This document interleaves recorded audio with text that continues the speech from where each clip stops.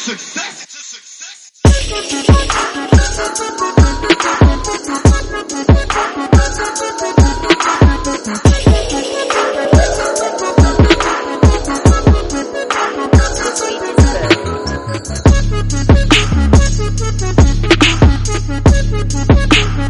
What's up? What's up? What's up? Welcome to your new favorite podcast. Or let me take that back. Welcome to your favorite podcast.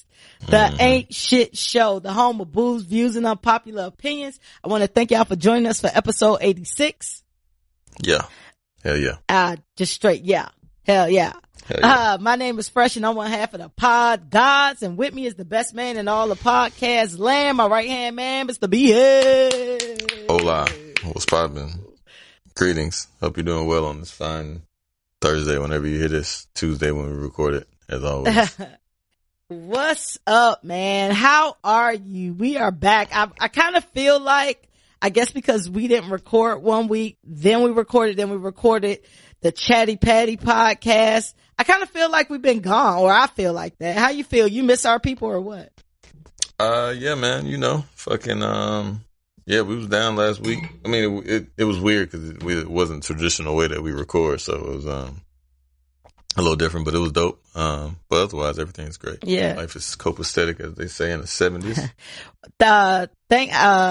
Hopefully, y'all listened to us on the Chatty Patty podcast last week. If not, check it out.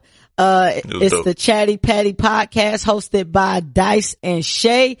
Really good times, really dope vibes. You got 4 people in there with 4 different opinions. And even though you had, two teams of, 2 different pods, everybody was in it for themselves. I love that because everybody's just opinionated as fuck. And that makes for good, conversation. So, check them out, wherever you listen to podcasts. And it's the Chatty Patty podcast. But thank you, Dyson Shay, for having me and be like super good time. Super good. Yeah, I had a ball. It was excellent. So shout out to y'all 2 ladies. Yeah. For y'all's hospitality. So how your week been? How your weekend been? How your mama doing? How everything? Weekend was good. Life's pretty good. Weekend, what did I do? I went to they just opened like this drive shaft shit. Which is comparable to that of Top Golf. So they did that on Saturday. Drive shaft. Okay. Yeah. No, is it Drive Shaft? Drive Shack. Drive Shack. Drive Shack. Okay. Yeah, Drive Shack. So it's like I said, Top Golf. It opened like in Cary. Over the weekend. That was dope. Me and my homegirl Carmen, shout out to Carmen. We went out there.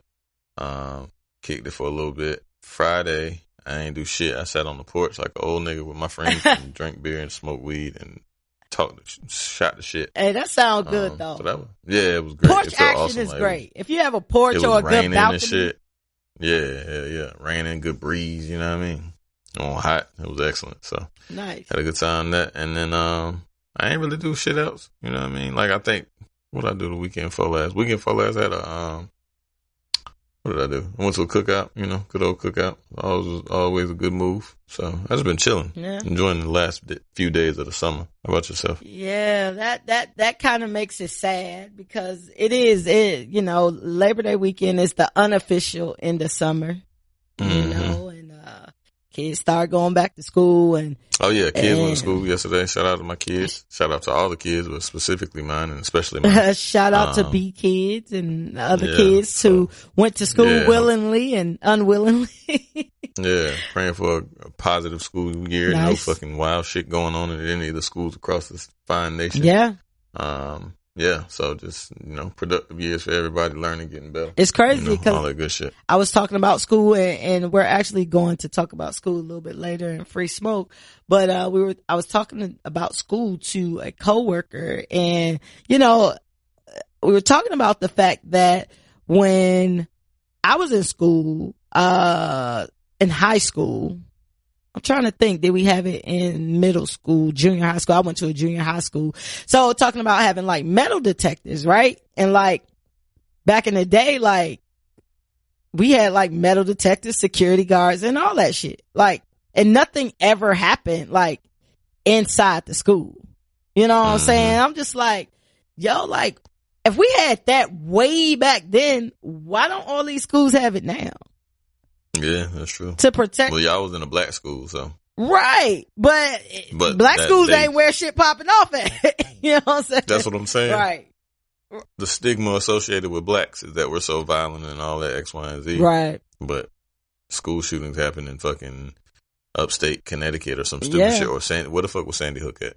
Not the. Where was Texas? It's like New York or Maine or some shit. Nah, that shit was up north. I know that for a fact. It was up north, but like. Was Sandy Hook in the north? It definitely was. I don't know. I don't know exactly where. I want to say I'm gonna look it up. Yeah, I'm looking it up for you. Fucking hire an intern. Right. Sandy Hook Elementary is located in Newtown, Pennsylvania, Connecticut. Yeah. You're right. It's in Connecticut. Newtown, Connecticut. Hey, shout out to you for keeping up with your school shooting locations. Cause I didn't know. I'm just good at geography. I don't know how I'm so good. I've always been good at geography. Couldn't tell you how to get there. But I know where. Like, I can point to it on the map. I can remember the states and capitals and not of everything, but I used to know all that shit. Like I used to know all 50 capitals. Speaking of school shit. I know all 50 states, and the only reason I know all 50 states is because there's a song associated with it. And everybody should know all 50 states, though. How you be surprised? Really? Well, nah. I know somebody. I know people who don't know that they had never heard of the Amazon fucking force. Listen, I know people who don't even know the towns over from them. You think they fucking know all 50 states? Like, yeah, I did a case study in the barbershop. This was several years ago. Love that. But me and my homeboy and shit, right? So like, me and my homeboy, matter of fact, it stemmed from like I was in the parking lot with a bunch of niggas and shit, and we was just shooting shit, and somebody said something about like England. And nigga was like, yeah. And I was like, said something to the effect of where London was. I'm like, in England. They're like, nah. They're like, nah, that shit is not in England. I'm like, what? I was like, when you say London, you say England right after it, like London, England. Yeah. And they like, nah. They was like, that shit is, I don't know what the fuck it was. So I ended up going to the barbershop. Long story short, my homeboy, he's smart too. You know what I'm saying? Like, but you don't even have to be smart to know where fucking certain cities and fucking countries and shit are, right? You should know the basics. So, yeah, the basics. You know what I'm saying? So, like, I go to the shit. I'm like, yo, Jay, I guarantee you we can stump the whole fucking barbershop with asking niggas where London is. And niggas was like, he was like, hell nah, everybody know what London is, my nigga. I was like, just ask some niggas. Right. We in the barbershop. I wish we could have filmed that shit. And one nigga was like, I was like, yo, nigga said, I was like, yo, where London at, bro? And bro was like, shit. And then it was like, shit, that shit in fucking Germany, ain't it? I was like, not Germany. No bullshit. Though. I ain't lying. Of all the places you picked Germany? I was like, nah. I was like, and another nigga, like, he was, like, I asked like two niggas and shit, and one nigga was like, Ohio or some shit. No bullshit. Like, niggas did not know. And then one nigga was like, in the United Kingdom, right? And I was like, yeah. Yeah, getting closer. You know what I'm saying? You're getting warm. And he was like, Great Britain. And I was like, yeah, pretty much. You know what I mean? Yeah. But like, that shit is common knowledge ain't so common. That's what I'm saying. Like, it is certain, like. Nigga said Germany though. One of my cousins came here. He said that motherfucker like Germany. One of my cousins like, came here and was like, do y'all have a boardwalk? I was like, what? Like in Atlantic City? Like it's an ocean right next to Atlanta. They said they heard Atlanta and Atlantic City. I was just like, what you mean? Like, Atlanta, like, it ain't no water nowhere nearby, like, where you would have a boardwalk. Like, you got a river. You can find a lake. But ain't no ocean nearby nowhere. And it's like. Niggas said they wanted the boardwalk. They was trying to hit the pier. Yeah, man. Like, it's, and let me tell you something. It's very interesting talking to people as much as individuals hear about Atlanta and know about Atlanta. I feel like, you know, it's certain cities you should just know even if you've never been there. You know what I'm saying? Right. And people don't understand that Atlanta is just a very small portion of the state of Georgia. Like, Georgia is the state, people. Atlanta is just a city. Like, that's a fact. like, she was like, oh, no, I'm not going to Georgia. I'm going to Atlanta. I was like, wait, what are you talking about, bro? Like, Give me say what? Give me say what? Bro, you know how you looking at a person like, are we being funny here? Or like, should I laugh like, and then too? Like, or it's like, yeah, cause you like, I could be an asshole right now. Right. And then like, but I don't know if you're really serious. And then like, cause if you're serious, it's sad. You should, yeah.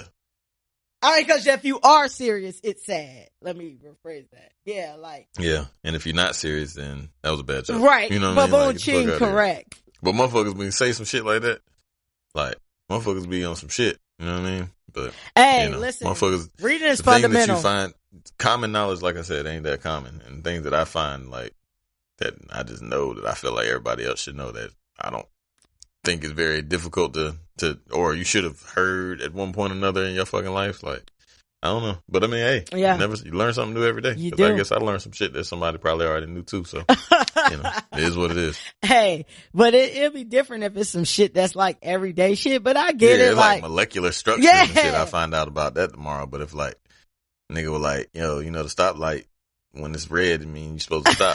Like, you like, oh word? Shit. So profound. How did I ever function before? Mind fucking blown. Crazy. Yeah, that shit is crazy. But as far as my weekend, I had to explain what the rainforest was the other day. The Amazon so rainforest. Like are they saying they didn't know where it was, or they just never knew it existed? Never knew it existed. This a Raleigh nigga? Yeah, but they from the country though. They from the projects and shit. So I mean, not to say that that's an excuse, but it was weird. It was very weird because I was like, I was in a point where I'm like, should I be an asshole here or like, should I try to truly educate? So I decided I erred on the side of education with a slight hint of asshole, but I'm just a natural asshole. So you gotta put in a little bit. Yeah, like, don't ever say that shit in front of nobody again. The motherfucker was like, what's going on with the Amazon? I'm like, they were like, what's going on with the Amazon is an okay question. That's an okay question. No. Sorry. I apologize. What it was, what is the Amazon? What is this Amazon forest? What is this Amazon y'all talking about? And I was like, is that new chicken I was sandwich? Like, the rainforest? I was like, you being serious? And my folks were like, yeah, I never heard of it. I don't know what it is. And I was like, oh, because when they said it so like, you know, genuinely and cavalier and shit. So I was like, oh, so you really don't know? I was like, well, it's pretty much the largest set of trees on the fucking planet, and it provides 20% of the planet's oxygen, and it's currently on fire for forestry reasons and to fucking produce goddamn cows and shit. You know what I mean? Like cow farms and shit. And it's home to maybe at least fucking 10,000 species that we know about and several thousand more that we haven't even discovered. Right. They were like, oh, wow. That's crazy. I've never heard that before. I was like, well, goddamn. Listen. So that's crazy. You got to each one teach one. Each you one. You never know what somebody don't know. Now, you don't have to know all those details, like, you know, you don't have to know insects and all that, but you should know, or you should have heard of the Amazon rainforest at some point if you've lived over like 10 years of life. Yeah. Like, they hit you about third grade with this. Like, yeah, that's what I was thinking. But hey, you know, hey. But she know now. Yeah. So that's all we can. And you gave them that bit of knowledge that they can take on with them. So now they can look it up and you planted to see. They might be a forestry expert from now on. That was a leap. Yeah, that's true. Good for you, man. Yeah, I felt good. So yeah, how was your? I saw you went to the Falcons game. How was that? Was that your first NFL game? No, it wasn't my first NFL game. It was my second NFL game. However, it was my first NFL game that fucking close. So it was. That shit is a total difference, right? Yeah. Season ticket holder, seats, and that was cool. You know, it's a very good experience. If it was a real game, like an actual game that counted, like I suggest that you try to go back to another one if you ever decide to. Yeah, as long as I don't have to pay for it, I'll go. Oh yeah, yeah. As long as I don't have to pay for it. If you can get some free tickets again and go to like a regular season game where it means some shit, and ain't nothing like it. Yeah, it was just a good vibe and like being there and like they played the Redskins or whatever. But I ain't gonna lie, like. my passion is not there anymore. Like my passion is not in it like it used to be. You know what I'm saying? Like, and minus the fact that it was a your team ain't there. Yeah, I mean, but my you don't really have a team anymore. So yeah, and like I'm the type of person. Like I said, I cheer for the places that I've lived. So Cowboys was number one, and then I'll go Falcons or Panthers. You know what I'm saying? Like I gotta have some type of stake in it, like to root for somebody. So that's kind of how I'll go. If as long as we're not playing the Cowboys, but I was like, damn, like old me would have been extra hype. You know what I'm saying? Like just to be here and be in this and be this close. You can trip a player. Like it was good though, but, I'm trying to figure out, my relationship with the NFL. We talked about that a little bit on the Chatty Patty podcast last week or whatever. So that's interesting. So I went to NFL game this weekend. I really didn't do a whole lot. I chilled majority of the weekend because this week period is just insane. Like I got something going on like every single day, this week, and went to the Mary and Nas show yesterday. And, how'd you enjoy that? Dope. I had a really good time despite, I had a good time because it fucking rained. Oh, the amphitheater was outside? Yeah. Oh, man. Yeah. Were you in the lawn? No, I wasn't on the lawn, but what I didn't know is like the seats that we had was fucking 2 rows from being covered. Yep. I was like $90 for some uncovered seats. Like, come on, man. Like, I ain't know that. like that's crazy. I don't know what went on with the lawn seats. Like, did they cancel the lawn seats, or did the people who bought lawn seats think? Because there was nobody on the lawn. So that was wild. I don't know what happened. That's crazy. That shit was fucking packed. The whole lawn was packed when I was there. When we had the Marion show, that shit was fucking every retarded. time I've went to Lakewood, like it's always been packed regardless of what it is. So that's why I say I don't know if because it rained and they say, people with lawn seats, you get like some type of refund, or did the people who had lawn seats just didn't show up or whatever. That was weird, but it was no one on the lawn. So I don't know what happened with that, but, it was great. Nas was, Nas cool as fuck. Nas still fine. Nas do not age, physically. That like he damn 19. That shit crazy. Physically in the face, he did not age. Mary looked amazing. Mary had a different type of vibe with her. I feel like Mary was on her fuck that shit type vibe. Like fuck these niggas. Like, yeah, she was, yeah. Like, she was, she was, I ain't gonna say mad black woman, but she has you could tell some shit that had recently happened to her. She was over it. She over it. Yeah, I mean, she over it. You know what I mean? And I like her swag was a little bit different. Yo, I feel like Mary do not get enough props for her body. Oh, that's a fact. I told you, that's what I told you when I said, I was like, because I had like, no, not stunned, but we had like second row seats and shit. I was like, that motherfucker is fine as shit to be fucking 50 years old. Like, her body is crazy. Bruh. Like, granted, she ain't no kids, but she work out every fucking day too. See, Mary body don't give me like, I work out. She give me like that hood chick who just had a nice body and grew older. Yeah, oh, for sure. Like, but she still got to work out. I'm sure she does. Like, I'm just saying what her body gives me. It gives effortless, like, this just how I'm set up. You know what I'm saying? Like, she don't. Genetics. Yeah, exactly. Genetics, yeah. Like, I was like, damn, like, Mary kill it. Like, Mary don't get enough props for her body, man. I know you would probably rather get props for your singing, but shit, like, you 48 years old and you shitting on a lot of fucking women that's way younger than you. You know what I'm saying? Like, that shit crazy. But that should be fly. Even though our legends look good, them niggas was getting winded as fuck, bruh. Nas and Mary was winded as a bitch. Yeah, you got. Yeah, I mean, Nas ain't no hype man, so yeah, you know what I mean. Like that shit counts for a lot. Like, hey, Nas was sweating like a preacher, bro. Yeah. Nas was sweating in that red suit, man. I was like, our legends getting winded out this joint. It was still a bomb show though. It was a great show. That shit was dope. Nas performed all the shit I needed him to perform for the most part. I was like, yo, you think he gonna do You Owe Me? Oh yeah, he did. That shit rocks. Hey, he gonna do that. Then that shit came on. I was like, hey, everybody right. was in that bitch grooving. Hey, that shit was because he did it right before. He did it right after Uchiwali and shit.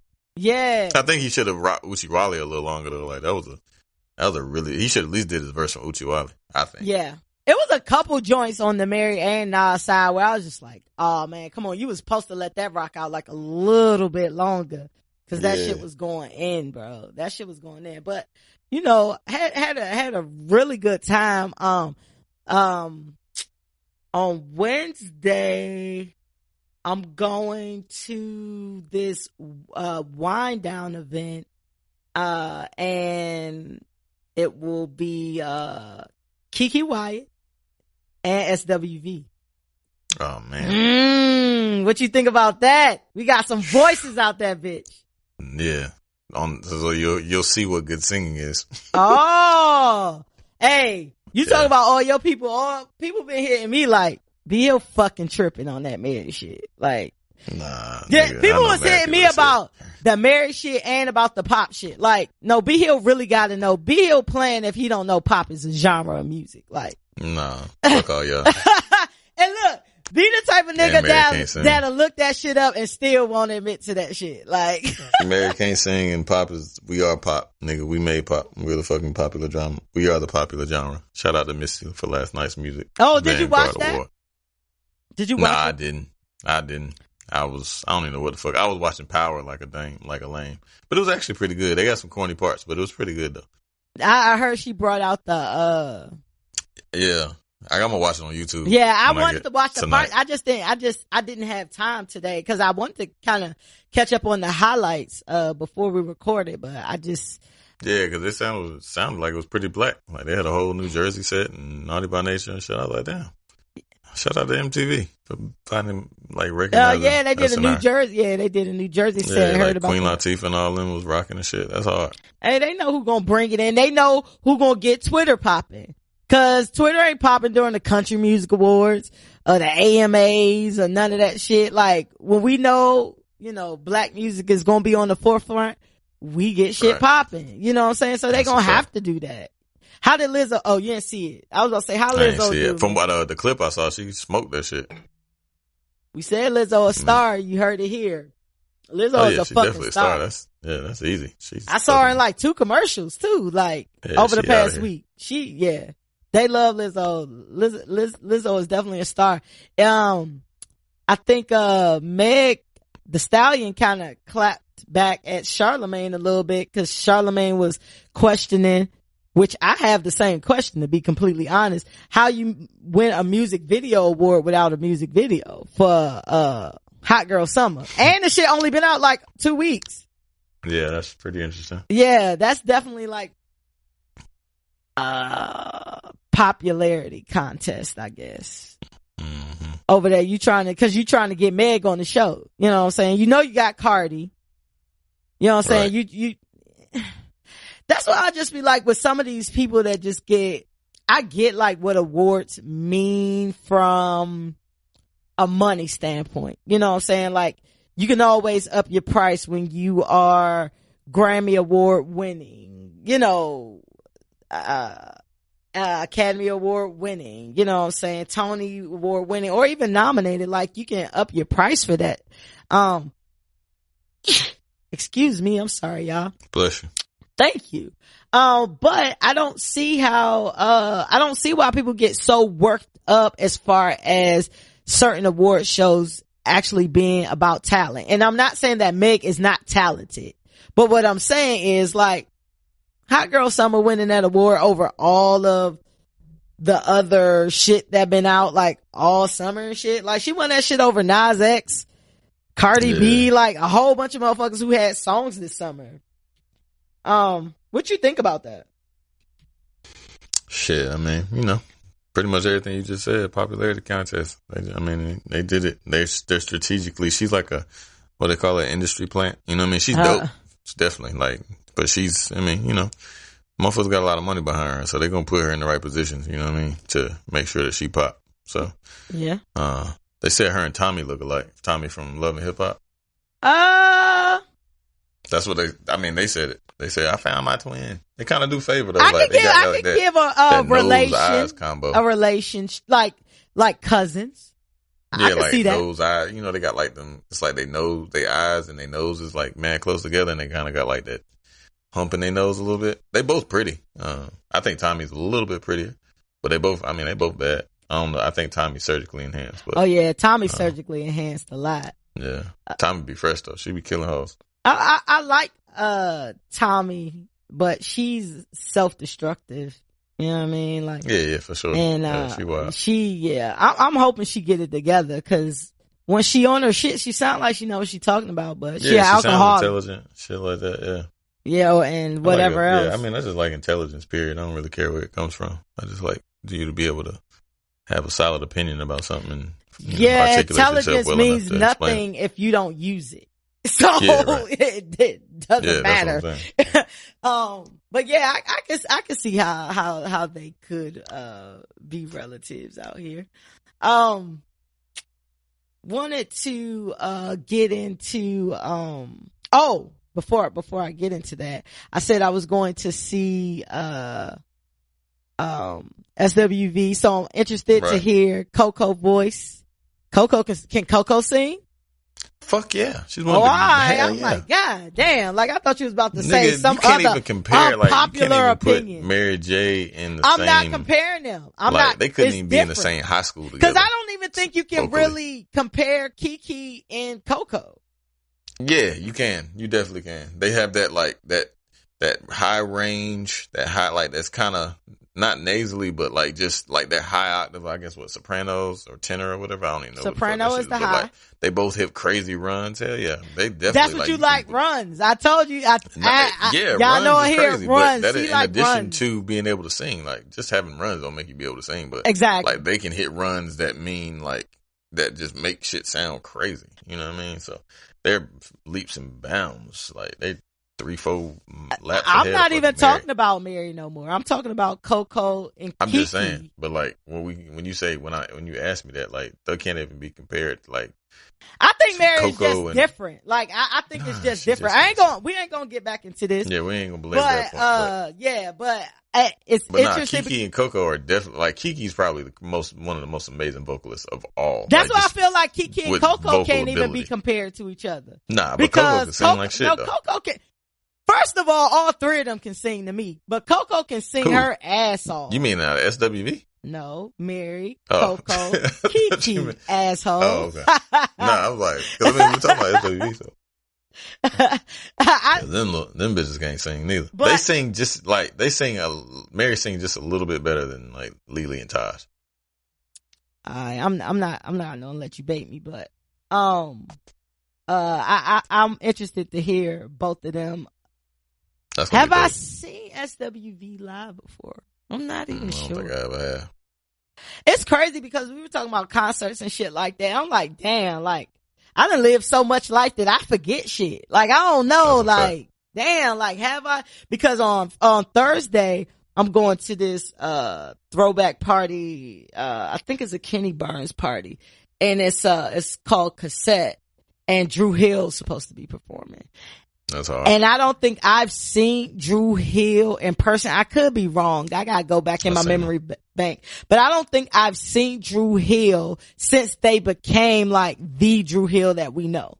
Like I seen Drew Hill like in the very beginning before they got like popping. Like they performed at like U Street Day, Georgia Avenue Day or something like that, like back in the day. So I was like, listen, all I want y'all to know is that 5 Steps come on, I need y'all to move out the way because I'm singing lead on that. That's my shit, cuz.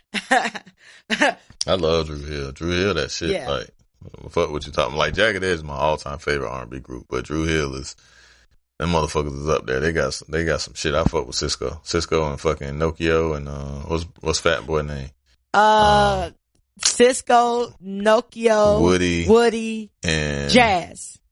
Jazz fat ass could sing like shit. Listen. Another day's come. That nigga used to be singing. You know what I mean? Jazz fat ass could sing, but Jazz was fat. That nigga was cold. Hey. That nigga like 600 now, though. That nigga was You said that nigga like 600 pounds. That 600 LPs on him. That nigga's larger than charge. In charge of the fries at Wendy's. Where he working That's at? a fact. Hey. Shit. I don't know, but the flyer got fucking Cisco, Nokia. Hold on. Which one's Nokia? Which one's Nokia? The light skinned one that didn't really sing like that? He made the beats. So yeah. Woody, Jazz, so Nokia. Cisco and Nokia is on the flyer with two other niggas that definitely ain't Jazz. Like, I think Jazz got some health complications. Damn, man. I think he got some health complications, if I ain't mistaken. Speaking of health complications, rest in peace to Buddy from Franchise Boys. Yeah, man. Died from cancer, man. My boy.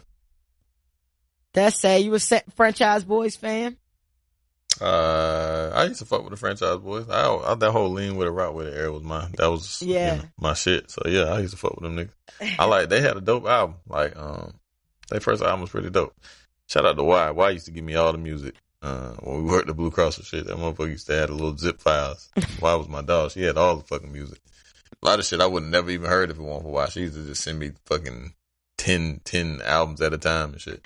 That's when albums used to come out like on normal and not fucking 30 when albums a albums day. Used to actually leak, and you might have had that shit like a month or two before the shit actually came out, and then by the time the real album came out, that should be different though. Like verses and shit be changed. That was good shit back then, man. Yeah, why was that? Why used to send me all that shit? I remember first I had D4L. She sent me D4L. I was like, "Fuck is these niggas?" I fell in love with D4L. I was like, "Oh yeah." That shit was hard. Now mad shit. Shout out, I call it W, but shout out to what? My nigga. I had a drive, an external hard drive, and that shit, the drive was big as shit, and that bitch crashed. And I had so much music on there. Like, it hurt me. Like, we used to sell CDs at the Cross back in the day. Oh, I believe that whole shit. Like, we used to sell CDs 1 for $5, 3 for $10 out that joint. Like, and do like custom CDs for $8. Like, that was the move. Like, I could buy like a 50 pack of CDs for like $8. Yeah, that's dope. And then like make mad money. Yeah, man. Rest in peace to Buddy, man. He died of cancer, man. Health is wealth, man. Go to your doctors, do everything you need to do. You know, I have these conversations, more often than I would like to, where, you know, people are, going through how much it costs for certain procedures and shit. Like, fucking get your teeth pulled, or, you know, oh, my copay gonna be $150, or, you know, whatever the case may be. But, you know, what I tell those individuals is, you'll spend that $150 on some food. You'll spend that $150 on some shoes. You'll spend that $150 on some shit that's not your health. Like, come on, man. Like, we have to prioritize, because you can be as fresh as you want and be in a grave tomorrow. Like, just this straight up fact. So like, I don't know all the details around, Buddy's cancer. However, you know, like I said, health is wealth. So, you know, Steve Jobs is gone. Like, money don't mean nothing at the end of the day if you don't have your health. You know what I'm saying? Also, I just wanted to give a rest in peace while we on that note, to, Jabina Brown, T Grizzly's aunt and manager, who was killed this weekend or the other day, when an unknown gunman opened fire on her and T in the car. And she was the only one hit, man. So, from the thing, gotta move from where you from, man. That shit is crazy. Yeah. Is that what that was about? Like, do he still live in the same area? Okay. It was in Detroit. I don't know if he lived there or not, but he was there. Yeah. I'm just like, and then like, how do you feel like after that? Because they were shooting for a reason. You know what I'm saying? They got her. Like, I don't know. You definitely got remorse. Yeah, man. That shit sucks. Yeah, it's sad, man. And you can tell, you know, he hurt up about it as he should be. It was his family and his manager at the same time. So, you know, rest in peace to those individuals and anybody else who's lost somebody over these past few weeks or whatever. Keep your head up. It gets better. Seems hard now. Talking to someone who lost their grandmother recently and was breaking down at work. You know what I'm saying? So had to go in, like, give him a hug, give him some encouraging words. You know what I'm saying? And it's hard. I understand. I've lost grandparents, all that shit. So, you know, it gets better. It's light at the end of the tunnel. Brown and Proud. I want to take a moment and shout out, NC, man. Shout out to North Carolina. Shout out to Charlotte, North Carolina, where 17-year-old David Ledbetter took advantage of the long waits at Popeyes and registered people to vote. I thought that was super duper dope that a 17-year-old took that upon himself and said, okay, y'all niggas like chicken. Y'all about to wait in line for this chicken. Let's do something else. Let's get some other outcomes out of this. So I thought that was just super fucking smart. And he said he became, interested in politics when he went to a caucus meeting in Charlotte. And he feels like the youth should become, more involved in politics, and he will be 18, in 2020, just in time to vote in the 2020 election. So he feels like it's super important and he wants all black people to get more engaged in politics. Shout out to him. Did you hear about him? Yeah, I saw that shit. Super dope. Shout out to that young brother making change in his community. You know what I mean? One chicken sandwich at a time. They just posted that they fucking sold out of chicken. Word. Have you tasted the chicken sandwich? I know we talked about it on the Chatty Patty, but we never talked about it on here. I'm not finna be braving no lines. Right. To fucking eat a chicken sandwich. So. Mad other shit out here. I had a fucking Beyond Burger. That shit ain't nothing but a fucking fancy laxative. Fucking bullshit. So I'm glad you said that. Cause I have a note about that as well. So before we get into that Beyond Burger shit, cause I wanted to talk about that. So for our listeners who did not hear it on the Chatty Patty podcast, I did have a sandwich. I had it on the Tuesday before it got crazy. So last Tuesday. You had it last Tuesday. Yeah. I'm sorry. You're right. Last Tuesday, last Tuesday. Before it got like super crazy, but I did have to wait like 20 minutes, because they had to fry them or whatever, but that wasn't bad. And I knew it was like popping on social media and I kept seeing it. And the only reason I, tried it cause I was like, I'm leaving work late. I gotta eat anyway. It's a Popeyes right here. I'm gonna go. Shit was bomb. My shit was bomb. What I'm hearing from people who are getting their sandwiches like now and recently, like in the past couple of days, them joints ain't been good like that.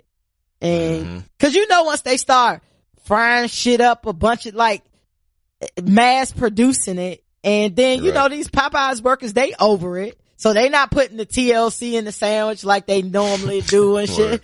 You know what I mean? Niggas trying to get niggas the fuck out of there. Yeah, they just trying to get out of there. You know niggas fighting and shit. Y'all niggas is fucking ridiculous. Yeah, man. Y'all niggas fighting over some fat them yard bird. Fighting over that sandwich. That's fucking genetically modified. That ain't even from a yard. I don't know. I don't know. That shit good as a bitch. I'll eat that bitch all day. I believe it's good. But I'm just saying, like, is it worth fighting over?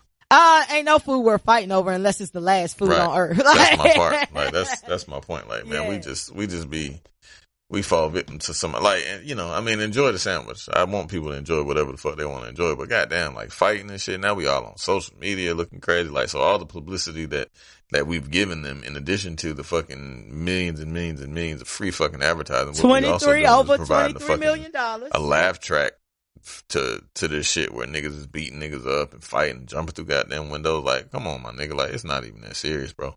Yeah. Like, y'all gotta do better, man. Like, we gotta do better. Like, this shit is annoying and frustrating as fuck. Like, yeah. I understand, enjoy the chicken sandwich. I wish it could have just been like a beautiful, you know what I mean? Get your chicken, shit like that. But obviously, when we get involved, it's always gonna be some fuck shit. Niggas jumping through goddamn windows, fighting the whole fucking staff. For what? Like, what the fuck you fight? Like, would you do that if the chicken sandwich weren't there? Like, if it was just a regular 2-piece white? Like, fuck out of here, man. Like, chill out. You know what? I said that, you know, shit. I think it's like a two-way street. Because, like, Popeyes be having, like, some nigga-ass niggas working in there, too, right? So you got motherfuckers that's overly hype about some shit, and you got motherfuckers with not the best customer service. You put those two shits together, like, it's bound to be a melee. You know what I'm saying? Like, I was like, Popeyes, now that you got the sandwich, you gotta send your people through Chick-fil-A school so that they can learn the good customer service. Yeah, man. Because it's nobody wants to be disrespected on either side of the register. Yeah, you know what I'm saying? Yeah. But you know, kind of like as the worker, you gotta eat a little bit of that. You know what I'm saying? Like you still like you gotta just like, I mean, like you signed up for this shit. So if it's not, like, I know motherfuckers can get on your nerves. I know how that shit is. But like you said, it's 50-50. You know what I mean? Like 6 in one hand, half a dozen in the fucking other. But like, goddamn, like, if you a customer, like, I don't think, it's not, like, motherfucker gonna have to put their hands on me to make me goddamn, like, go crazy on them. You know what I'm saying? Like, if you don't touch me, like, I ain't finna do all that shit. You know what I'm saying? Over no fucking chicken. Yeah. Like, the root of it is a fucking chicken now. If you physically assault me or accost me, then yes, I have to defend myself. But I'm not about to punch you in the face because of a fucking chicken sandwich. I'll cuss you out, maybe, whatever, if it I ain't even trying to do all that. You know what I'm saying? Like, I probably would insult, if you insult me and on some bullshit, I'm gonna insult you because you working at Popeye. Yeah. But at the same time, everybody got a job to do because everybody need the Popeyes worker just like everybody need a fucking cardiologist. You know what I'm saying? Like, we need these fucking certain sects in life. You know what I'm saying? So like, the Popeyes worker is just as important as the motherfucker who got them, you know, teaching our kid, not just ads, but you know what I mean? Like they serve their purpose in society. So like, correct. I ain't really about to give you all that, man. That shit just, I don't know. That shit just pisses me off. And it's crazy because it's just like, I was like, they would like show all the black spots because I was in there with a white lady, how she telling me how she went to 3 Popeyes before this one to get this sandwich. So it ain't just us, but you know, we gonna act the fool. So that's what they gonna show on the news. You know what I'm saying? That's what they gonna show on social media. And they gonna let the monkeys in the zoo goddamn entertain them. Right. You know what I mean? Over some fucking bananas. Like, chill out, my nigga. Like, it's not even that serious, bro. Yeah, and it's like, fuck because it's like chicken of all things. It's fucking chicken. Yeah, like goddamn. Like, you probably wanted some watermelon juice to go with the shit. You know what I'm saying? Like, yeah, man. Ridiculous. No, you right. And they got this $23 million worth of free advertising. That was last week. So yeah, shit. I'm sure that shit about 40 that shit by done now. doubled by now. That shit done doubled. And then y'all niggas, and maybe even triple, cause y'all niggas out here fighting. So niggas be like, God damn, these motherfuckers fighting and shit. They got crack in it. Yeah, the fuck? That shit. Yeah, stupid, and then like people like what was funny to me is like I got the motherfucking combo, you know what I mean? Fries, drink, fucking sandwich, right? I'm seeing all these people on social media with this sandwich. Y'all ain't got nothing to drink. Y'all ain't got no fries. Y'all ain't got nothing. Like, y'all just went like, give me that sandwich. Give me that fucking sandwich. Word. Hey, that shit crazy. That shit is crazy. You talked about the Beyond Meat shit. And KFC is coming out with releasing today, I guess, a Beyond Meat chicken nugget. So tell me about this. So for y'all who don't know, like, Beyond Meat's supposed to be like a vegetarian, vegan, it's a plant-based burger. Right. I was getting there. It's a plant-based burger, that's supposed to be a substitute for beef for vegan and vegetarians. It's made from a pea protein isolate, canola oil, and coconut oil. The thing that freaks me out about all of this is that it can also, they've engineered it so that it can bleed like a burger if you're getting the beef substitute, I guess. So tell us about your experience with that shit, cause it don't look like nothing I want to fuck with. I just had one yesterday at fucking BurgerFi, and cause my fucking job took us out there for lunch and shit. They was buying or whatever. So I'm like, all right, cool. I tried, like, on Mondays, I try not to eat meat. So, like, it was a meatless Monday. So I'm like, fuck. Of course, y'all niggas would take me to a burger joint. So I'm like, fuck. Okay. When did you establish that? Is it for a reason, or you just like, one day I don't want to eat meat? Yeah, I just try not to. I'd like to go meatless completely if possible, but I know that ain't happening. But so at least just try to, eat more veggies on Mondays and shit. So I was like, I had brought my lunch and everything, and they just kind of like surprised, and I had brought like mad veggies and shit because I had cooked Sunday and whatnot. So I'm like, all right, cool. They were like, we're going to go to BurgerFi today. I want to take y'all all out because we got a couple new people on the team and shit. I'm like, all right, well, ain't that a bitch? Where we going? BurgerFi? Fuck. Okay. So, I mean, I don't eat beef anyway. So, like, all I eat is chicken and poultry and fucking seafood in terms of meat. So I was like, I knew they probably have a chicken sandwich, but I'm like, let me see. Them niggas might have the Impossible Burger or Beyond Meat. And they had a Beyond Meat. So you have two separate things. I think the Impossible Burger is, a fucking... no, it's the same thing. It's the same thing. It's just the different brand. Beyond and Impossible is two different brands. The Impossible Burger don't make my damn stomach hurt. I had a fucking that Beyond shit, man. That shit had my damn. I might have, if we have an edit, it might be because I gotta go to the bathroom. I have been shitting for the past fucking like 24 hours. That shit's fucking ridiculous. All right, like, we good with the details. Go ahead with the burger though. I mean, it tastes good, but it just got my damn stomach tripping doing the funky Watusi.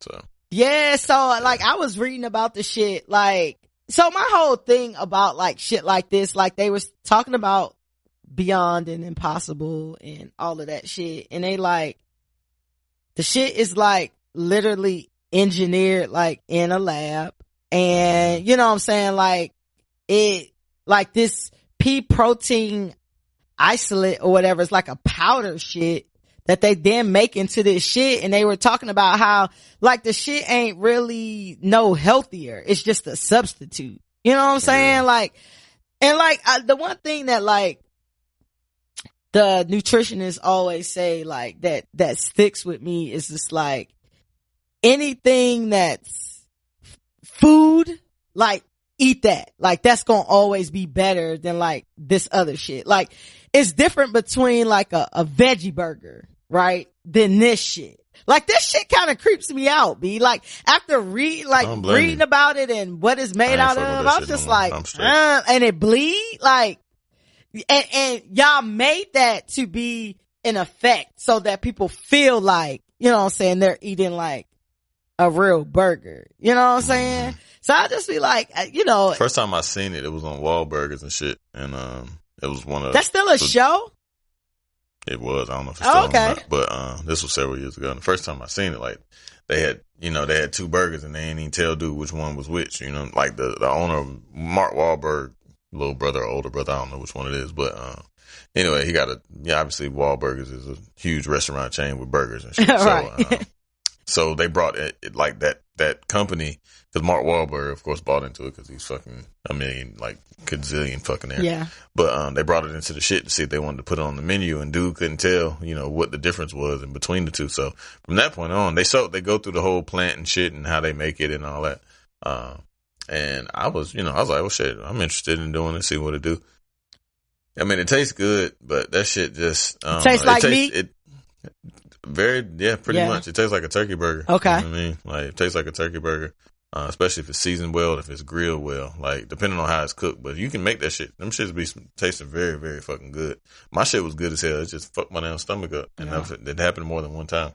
Yeah, I'm super cool on that. I probably won't be trying that, at all. Like, I'll do a turkey burger. I eat meat, and I don't have no plans on stopping.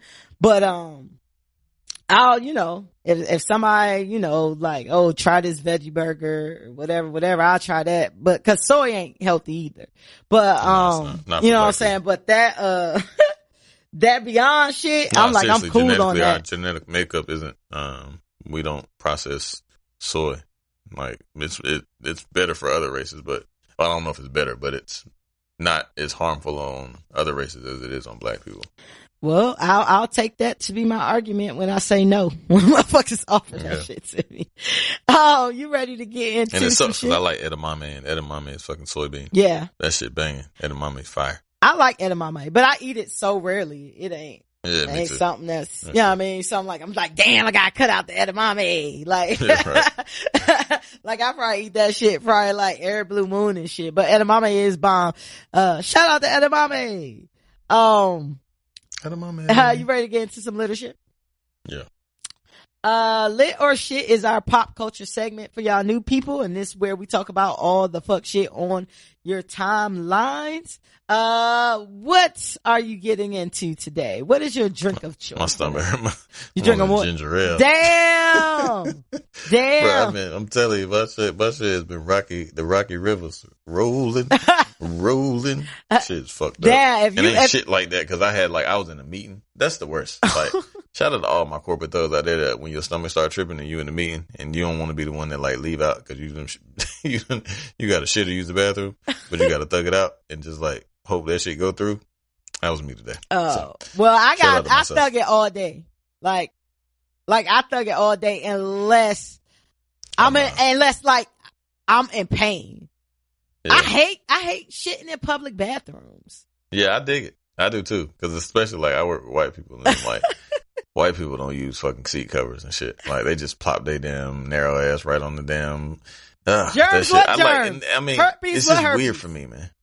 You said what? I said germs, what germs? Herpes, what herpes? Like fuck this. Yeah, just ass. Like it's just ass on fucking seat. Like, and it's like, fuck, man.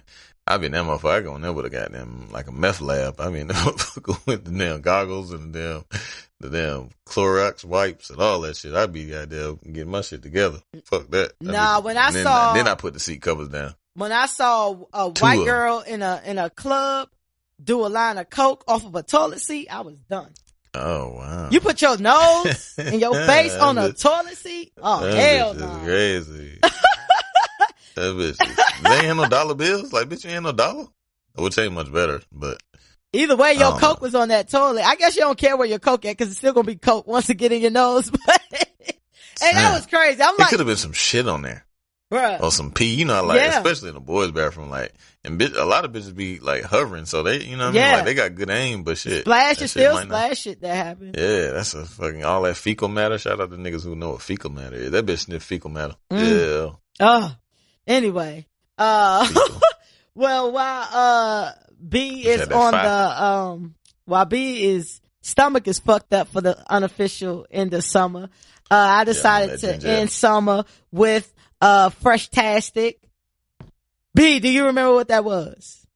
Come on. Lemonade, yeah, and Absolute 100 proof. Almost. It's lemonade and watermelon syrup. Oh yeah. You be drinking 100 proof though shit, right? If it's available.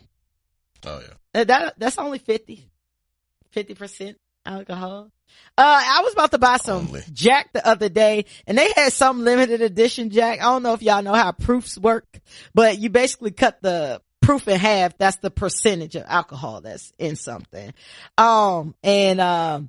Jack is 80 proof. Jack is 80 proof. So it's 40% alcohol. This shit was 86 proof. And that shit cost an extra $12. Like, nah, I just drink a little bit extra. Yeah, I'm taking one more shot. Right, exactly. I'm cool, I'm Gucci. But I'm drinking a Fresh-tastic. It might have been smoother though. It won't $10, $12 worth of smooth. I'm cool. Like, if I don't know about that little teeny bit of smoothness, I'm good. Now, if it would have been like, I would have had to been different. Like, I'm like, nah, just the way I process things, like, that's not worth $12 for me. But you know, Gentleman Jack is very smooth for y'all who, for the Jack drinkers out there. Little shit. I just want to toast, I guess by myself. B, you can put your cup of water. Toast. You ain't gotta have toast just the motherfucker ain't drink alcohol. That's so fucking, alcoholic of you. You just mad cause your stomach is doing a Humpty Hump. That shit fucking crump dancing in your stomach. That's a fact.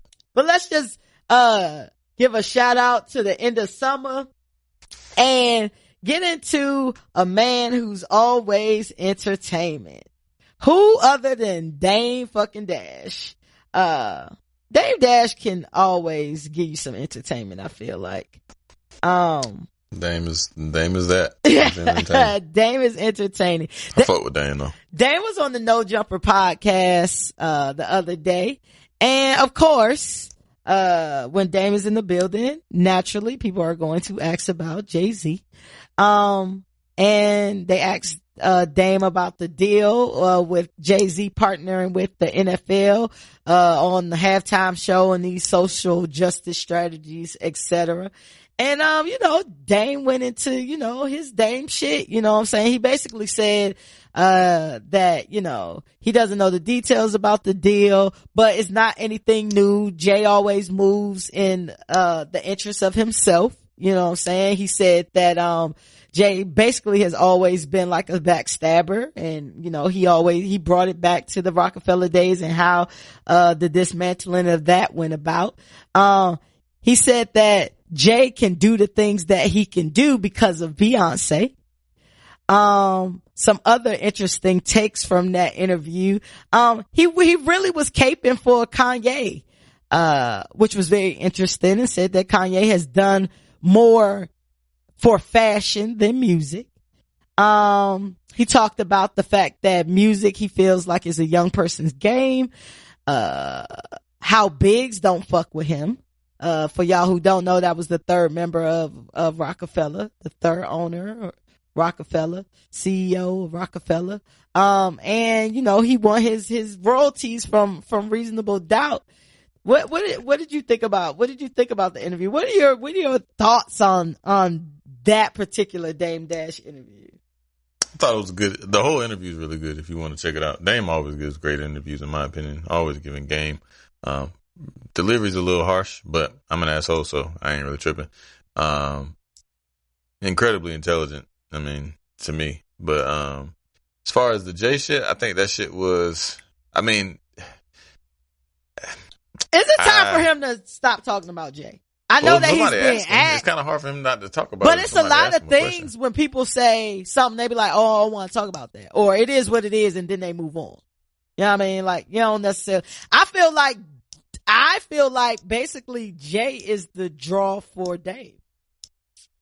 Nah, I wouldn't say that. Okay. He's just always asked about it. Like they're synonymous with one another. You know what I mean? Like when you think of like people love Rockefeller. Like Facts. Our age group, Facts. Like people love Rockefeller, and how the shit just like disbanded, and everybody like the shit seemed to be like a dynasty like no other, because obviously he named his fucking album The Dynasty, but like, yep. So it was kind of like spoken about, right? So it was like held in this high regard. So people always have this deep association with The Rock and Jay and Dame and Biggs, and it's like we know because Jay's never really spoken about it. Dame is obviously very vocal just because that's him naturally. So I don't think he's ever gonna, like, I think, kind of speaking to your point, or to your question rather, like I think that's just Dame's natural personality. Yeah. Like I think like he ain't finna shy away from shit. You know what I mean? Like he's an in your face type of person, where Jay is more recluse and more, calculated, and Biggs is extremely fucking recluse. You know what I mean? Like I think he got a couple dope interviews on with Nori. I was surprised to hear Biggs talk, because I had never heard Biggs talk until that interview. And that's why I listened to all them. Like he was on Nori shit twice, and he gave mad gems and shit in that, and he was on Van podcast, so he's really intelligent. Obviously, you have to be intelligent to have the success that they did. But yeah. Do you feel like it's to Dame's detriment though? His personality, his outspokenness, do you feel like that's to his detriment? It doesn't. Yeah. He's more, yeah. Hell yeah. I would say that it hinders him a bit, but at the same time, if you let Dane tell it, he say no. You know what I mean? Like he does things his own way, which I find dope. You know what I mean? Cause you don't really, when you're your own boss, you don't really need to fucking tailor yourself. You know what I mean? You don't got to work for anybody. You can do your own fucking thing. So, he's preached independence from fucking the door. From even when they got their deal with Rockefeller, like he was, I won't say manipulative, but he was instrumental in securing the deal that they did get. And I'm sure Jay, being the shrewd businessman he was no slouch in that either. So you have those two personalities and mental, like fortitude of those two, and then couple it with Biggs, because Big apparently was like the real get money nigga. Like, he was the nigga that had all the bread before them. Like, he was a lot of the founding. So you get all three of that. That's a trifecta. You know, just from like a cerebral standpoint, like you got Dame, who's in your face, and then you got Jay, who's more methodical, and the talent, you know what I mean, in terms of, so I don't know, that shit is just ill. So I guess I say all that to say people are just enamored with Rockefeller just because everything that it was such an illustrious career and history aspect of it. I think people that shit is just like, if people could talk to Dame, I mean Jay more, they would definitely ask him about that. You know what I mean? Like, I think, but Jay just don't really give interviews like that. You know what I mean? His last real interview was like with Rap Radar, you know what I mean? And that was a dope interview, and he still wasn't giving you everything that you wanted. You know what I mean? Like, he was still like, you know, calculating his answers and shit like that. So so my thing about being smart, right? Like, the term smart, and we use that with a lot of people and a lot of things, right? And it's, you know, what are you the subject matter expert at, right? But I feel like Dame is intelligent. However, I feel like if you're smart, you're going to have to do one or two things, right? You're going to either have to do shit your way and not give a fuck, or you're going to have to adjust a little bit, right? What throws me off about Dame is because I feel like Dame will say how he's going to do some shit his way and how he don't give a fuck. But then he goes on a rant about how he don't have the shit that he need, kind of.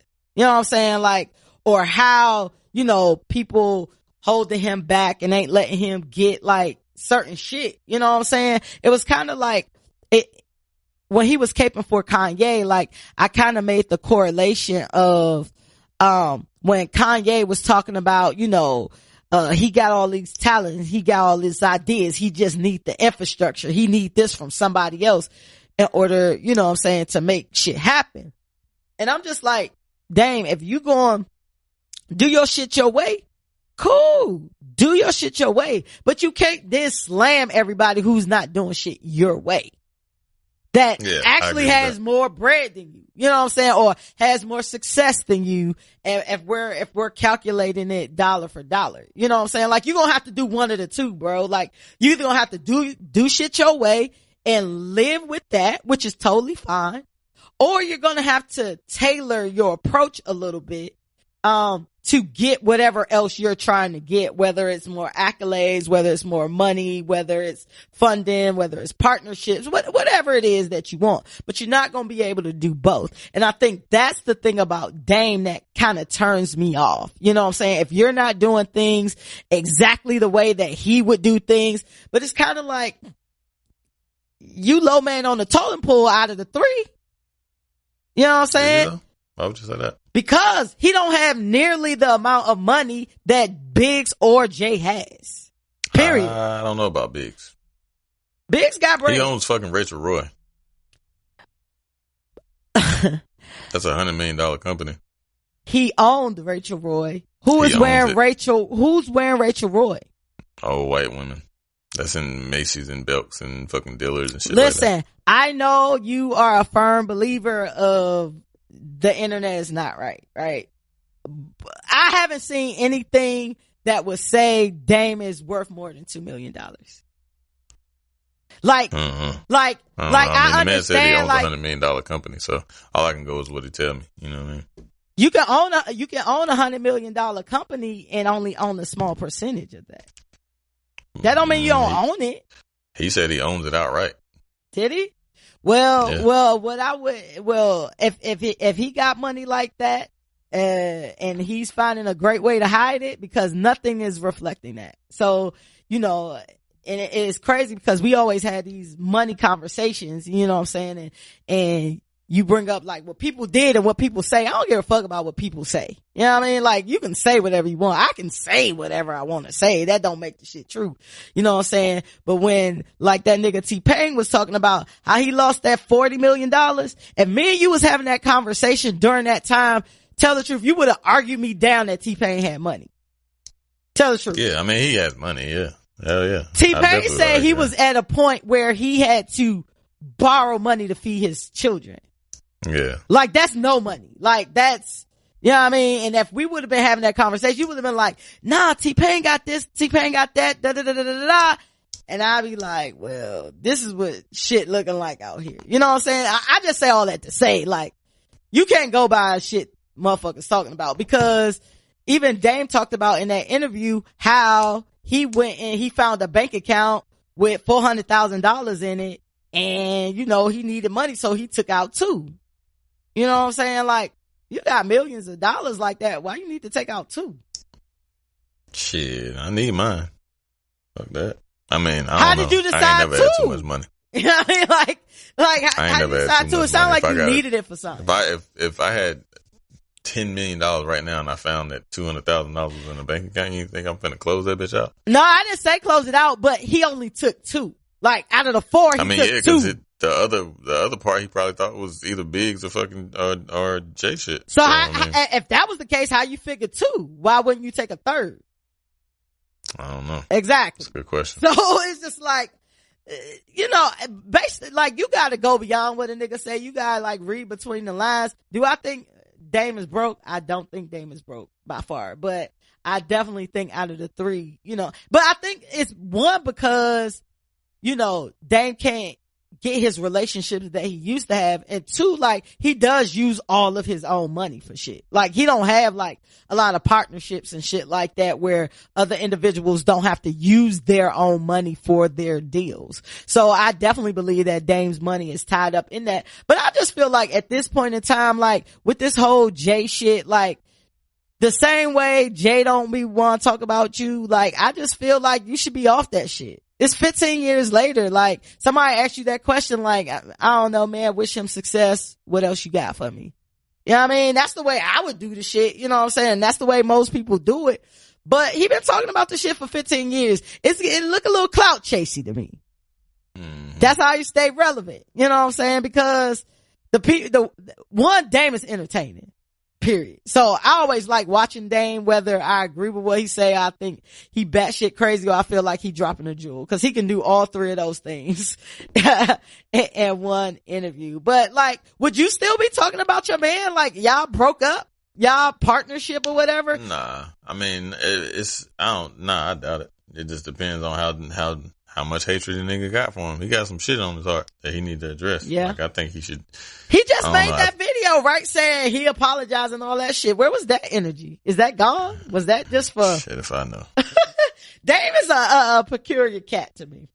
Yeah, he is. He's a very peculiar cat. He said that Kanye has done more for fashion than music. Do you agree with that? Shit, that nigga worth $1 billion. That shit, that beat, that Yeezy shit, his apparel and shit, that shit damn near worth $1 billion, they said. I don't think his music worth $1 billion. Criteria, he says, has done more. I didn't necessarily take that as sneakers. They more. got fucking sneakers going. Niggas ain't reselling Kanye albums for fucking $400 and $500 and $600. You know what I'm saying? Okay, so let me rephrase it. So I feel like when we talk about somebody that you idolize, like Nipsey, right? I feel like Nipsey has probably done more for the community. I mean, not in a bad way. You know what I mean? Like, yeah, I feel like weird. Nipsey's reputation will hold up more so for the work that he did and the person that he was versus the music. Do you agree with that or no? Nah. You think his legacy will be more of the music, like outside of you, like looking at the whole picture?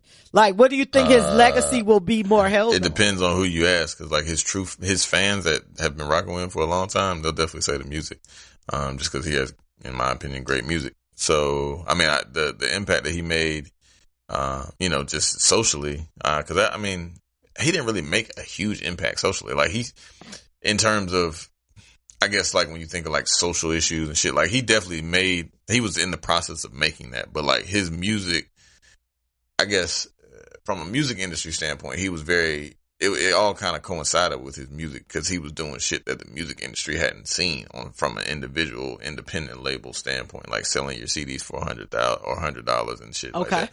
Like most of his shit, like his immediate impact and his musical impact, I think kind of supersedes his social, he was doing a lot of dope shit with Puma towards his demise and different things like that. But I think it was more so the music. You think it was the music? That I can think of just off the top. Like, I think his music and the innovation that he brought to that was more impactful and recognizable over the course of time. So if Kanye died today, what you think Kanye would be known for? Like his music or his fashion? Yeah, definitely music. But it begs a conversation because he's done, for what it's worth, like Kanye is synonymous with fucking fashion too, just as much as he is with fucking music. You know what I mean? Like, he's done a lot of ill shit, with just sneakers alone. Like, definitely take away that fucking clothing and shit. But like, just sneakers, like, that nigga, like, has really changed the game. Like, he be dropping the same fucking sneaker, just like Jordan, in a different colorway. And them shits ain't even like a mad different variations. You know what I'm saying? He got 3 or 4 different sneakers. Well, more than that, but I don't know. Like, it's like them fucking Yeezy Boost shit. Them shits is the same sneakers. 5, 7 different colorways, same fucking colorway. You know what I mean? And niggas is still going nuts for them shits. I think it's crazy because he's like, I feel like people say Kanye, they make it seem like Kanye got $1 billion. No, his clothing with Adidas is worth $1 billion. That's 2 different things. Like, Kanye don't have $1 billion.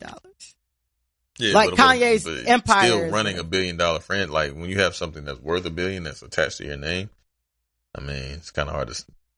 Yeah, he doesn't liquidly have $1 billion. Liquidly. That is hard if you to could say. sell it, I mean, he could sell Yeezy right now and it'd be worth $1 billion and he would have it. You know what I mean? But he don't own that $1 billion is not his. Like, that's in partnership with Adidas. Like, most of that. But you don't know Adidas what the stakes money. are of that. Like, you know what I mean? I heard he got like 25% in that. Yeah. That's why. I mean, it ain't nothing to scoff at. 25% of $1 billion is what? 250. Right? Yeah, it's a lot. Yeah. No, it ain't nothing to scoff at. I'm just, picking the shit apart. Like, Kanye don't have $1 billion.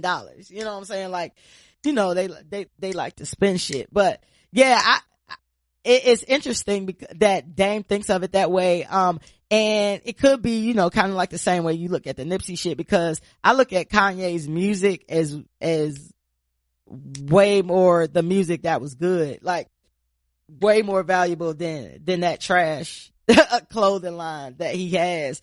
And I'm interested to see how long that's gonna last, like, unless he change it up like a little bit. Cause like you said, it's been that same sneaker for like 5 years. That shit ain't going nowhere. Yeah. Like, who wearing them? Cause I remember like the hype beats used to have the Yeezys. And now I see like kids and shit with them. I see like country motherfuckers with them cause they in the foot action and shit. Like, but I don't really be saying like a lot, but I don't know. Like, it might be popping elsewhere. I'm surprised you said that because Atlanta be fucking. When I went to Atlanta, there was mad niggas with Yeezys on. I'm like, God damn, shit, Yeezy fucking. Oh no, I don't be saying Yeezys like that. Like, I see Yeezys, but not like that. Not like when Yeezys was more exclusive. I used to see them before they was like in every Finish Line and on the shelves, and you could just walk in and get them bitches. Like when they used to like sell out and shit like that. Like, more people I feel like used to have them. But now I just see like kids and shit with them joints on. You know what I'm saying? Like, I don't know. Them shits ain't for me though. Shout out to the, Nike Red Octobers. That's my favorite Yeezy. Period. And the, damn, what was the black, pink, and green joint? The Yeezy 2s was hard. Yeah. The black, pink, and shit, them shits was crazy. Yeah, the Red October shits, but the black, them shits was hard. Yeah, them shits was lit. Like, that Louis Vuitton sneaker was alright. I ain't really rocking with none of them Adidas joints, cause I feel like if you took the Yeezy off that shit and he wasn't selling them shits would have sat on the shelf. I do like the Wave Runners though. I do like the Wave Runner. That's the ones with the colors, like the turquoise and gray and orange and shit. Them shit's hard. I like those. Like, them shits is a hard sneaker. I thought about buying them, or like, but I ain't finna spend $350 on them shits. But my man had some, and I thought about getting them, but I ain't get them. But them shits hard as fuck. Like, those are out of all the Adidas ones, those are the ones that are dope. Yeah, that's the pair that's dope to me too. I ain't gonna never buy none, but cause I don't fuck with. I'd buy some. But I'd buy some for like $180 or $200. Yeah, I just don't fuck with him, so I don't try to support people I don't fuck with. But I wouldn't wear them shits. But them shits is lit. And I done seen a lot of motherfuckers with fake joints on. Yo, stop wearing fake sneakers, man. I hate that. Just go buy you some regular shoes. Like, go buy some regular, and then like, I hate seeing so many shoes on sale. Bro, I hate seeing people in fake sneakers that's in an attainable range. You know what I mean? Like, yeah, for sure. It's not like a fucking $1,500 sneaker. We talking about you got on fake Jordans. Stop that shit, bro. You can afford Jordans. Like, where the hell do they sell those shits at? Flea market, online, AliExpress. It is flea markets. AliExpress, getting them shits from China everywhere. Mad Instagram pages with fake fucking sneakers on them. And then they try to, call That's fake wild. sneakers B grade. So when they sell them, they'll be like fake. They be like B grade sneakers. Well, man, there's so many damn shoes that like you can just wait. Like just go on Finish Line. Finish Line having a crazy sale right now. You can spend $50 and get maybe not necessarily no J's, but shit, you could get some J's too. You could get some J's too. Find the right sneakers. It's so many fucking sneakers out that like you ain't got to get shit like unless it's like extremely exclusive. You don't have to get that shit right away because that shit 9 times out of 10 gonna be on sale. On some website. Follow goddamn the Ain't Shit Show. We'll fucking tag you because I be having me and Fresh got all the sneaker deal sites. Facts. And let me tell y'all something. A sneakerhead know a fake sneaker off bucks. That's a fact. A sneakerhead know a fake sneaker off bucks. You could come in that joint and think you killing. That colorway never came out, bro. Like and the fucking sides is too high.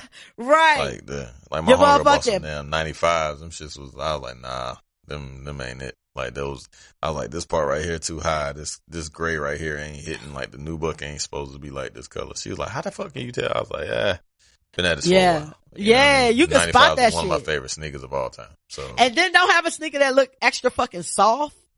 Yeah, like the structure ain't right on that bitch. Yeah, like it's that shit is wet. Melting this shit. Like like they got wet and they tried to like dry them shits or something. Them shits be trash. I hate that shit. Them just shits got hot shipping over from China and shit. Like, yo, stop that shit. And like moms, like I see moms do this more than dads. Like, listen. Take somebody with you to get your kids sneakers. Oh yeah, my wife's not allowed to get sneakers because she don't really give a fuck about sneakers. So I'd be like, nah, I'm gonna do all that. She do all of the other shit. She buy like dream clothes because I don't know how to buy little girl clothes. It's too much shit for me. But like sneakers and shit, that's me. That's my department. Your kids always be fresh. That's my department. Huh? Yeah, your kids' feet always be fresh. Yeah, your kids' feet always be fresh. Like, I'm just like a but lot shit of be like people $40. Like, you can buy them shits. Them shits, they ain't getting in the size where they shits is 100, but I'm not finna do that. Like, them shits gonna be on sale. I got my kids 4 pair of shoes for fucking $150 fucking dollars versus paying $100. That's what's up. You know what I mean? Like, they won't like the brand new releases, but shit, them shits recently just came out and within the last month and a half, and them shits on sale. But you in a good place right now. Like, wait till your kids like really start knowing about sneakers and looking at their friends and shit like that and know the release dates and shit. Cause my niece right now, she trying to get somebody to get her them Blue Game 12s for her birthday. Like, they coming out. I already know, like, I need those. And my sister ain't about to get them on sale off bucks. You know what I mean? Like, those ain't about to be on sale off bucks. Them probably gonna be one of the rare joints that sell out. But even if they don't sell out, like, my niece want them when they drop so she can wear them with her friends. You know what I mean? So listen, parents, while your kids are young. I'm gonna try to teach my kids. Like I used to want shit, but I'm gonna be like, all right, I can get you these or I can get you 3 pair of these. Which one would you like? 3 of these. I mean. Yeah, you gotta try to teach them like that and hope it works. Yeah. It's gonna work until they can buy their own shit. I mean, I'm gonna get them, I'll be getting them shit, you know what I mean? Like releases and shit, but at the same time, like I said, there'd be so many fucking, like, I got Dream a pair of dope 95s, I got a pair of dope Vans, and I got a 2 pair of dope Vans and a dope pair of 95s for fucking $90. But listen, bro, like the game is gonna change. Like the game is gonna change. I'm gonna tell you how the game is gonna change. Because the shit that we like, oh yeah, this the dope shit, this the coming out, and we know all across whatever, this is the dope shit. It's whatever they feel like is popping in they little community of friends. Like, I be hitting my niece all the time, like, you want these? You want these? Like, I'm willing to buy you shoes. They on sale. They lit. I ain't talking about no bullshit. I'm talking about the shit that's popping and just happen to be on sale. 95 J's, whatever. If it ain't in her little circle what they rocking with the exact shoe, she ain't with it. I was like, so my mama would have called me. You gotta teach individuality though. Like you can't do everything. Bruh, she was like that. She was like that up until like, it changed. I feel like it changed when she got to middle school. Like it changed. Like it totally changed. Like for both of my nieces and for, my little boy cousin, like it changed once they got to middle school. I'm thinking like middle school is like that point where you kind of no doubt. starting to decide if you're going to be a leader or a follower. Because she was always on it. Like she used to be fresh, like everything, like whatever, dress herself, fly, like now she just want to look like them. So it's just interesting. So I'm interested to see like in 5 years, 12 years or so. Wait, your kid's 5, right? 6. Your kid's 6? Alright, so yeah, like in 6 years, like I'm waiting to hear the story. But like parents, like enjoy your kids while they don't have a main preference. Shoes and shit like that. And remember, whatever you start them out with, you gotta finish them with. So don't keep them fresh down that the shoes is $30 and $40 and then they move into that size where they shoes the same amount as your shits. And now you trying to downgrade them. And they like, oh hell no. I'm used to this Jordan lifestyle. I'm used to this. For some of y'all parents out there buying designer sneakers for your children. Remember, you gotta keep that up once the sizes change. Oh, damn. Fashion. That's where we was at. Oh, Dame on, No Jumper podcast was leadership. It was lit. I go with lit too. I always like hearing Dame. Even if I don't agree with Dame, he's always fucking entertaining to me. So I love it. Swae Lee and Joe Budden got into it. Ish. Joe Budden always, that motherfucker. I was watching the freestyle today with Big Sean and he said some shit like, I'm like, yo, this nigga is the marketing. He's Black Twitter for fucking self. That bitch he always got somebody speaking his name in some capacity. That motherfucker is crazy. He Popeye's Black Twitter. Oh, Popeye's Black Twitter. Swae Lee was having to defend herself against the different opinion of Joe Budden over Swae Lee's new, Drake collaboration, Won't Be Late. Joe Budden said the song was trash. It was lazy, that, Swae Lee was trying to recreate Unforgettable with French with the Afrobeat shit. He said that joint was like 2 buckets of ass. And Swae Lee, went on his live or some recording, and he said, I know it's your job to comment on other people's lives and other people's successes and other, people's crafts. He said, maybe the shit ain't for you. I ain't make the shit for you. He said that he know his shit popping. He told Joe Budden to go listen 5 more times. Maybe he'll catch on. He might be slow. He said, you're an old head. You like old head music and all that old shit. This ain't for you. Now, before I get into that, I want to know, have you heard the song and do you like the song personally? I just heard what Joe Budden played on the podcast, and I mean, it wasn't nothing special. It sounded like Unforgettable 19, because he done put about the same song out about 1 million fucking times, like with the Afrobeat shit. Speaking of Afrobeats, check out Jadena's album. That's a really dope album. It's fucking Afrobeaty and shit, but it's like still kind of like American and shit. Shit pretty dope. I think y'all might like it. But as far as... I love Jadena. Shout out to Jadena. Yeah, Jadena. He dope. My old lady going to his show, but I told her she has to be in the back because that nigga be freaking grinding bitches and shit, all type of shit. And Jadena fine too. So don't have him Mr. Steal Your Girl. Word. That nigga had a dope interview on fucking The Breakfast Club and shit. It was really dope. But like for power to the people type shit. But anyway, yeah. As far as the song, yeah, it's just, I mean, it wasn't nothing special. And Drake shit when he came on, like I said, I haven't heard it in its entirety, but I didn't really have a reason to once I heard it on the podcast. It really didn't do shit for me, you know what I mean? So I listened to it to kind of understand what was going on. It's definitely not for me. But I was also not a fan of Unforgettable. That wasn't for me. A lot of people absolutely loved Unforgettable. It was not for me. I wouldn't say this song is any more it's trash, but it definitely ain't popping. But I'm sure he made it for somebody. Should artists really get upset when personalities or influencers don't like their shit?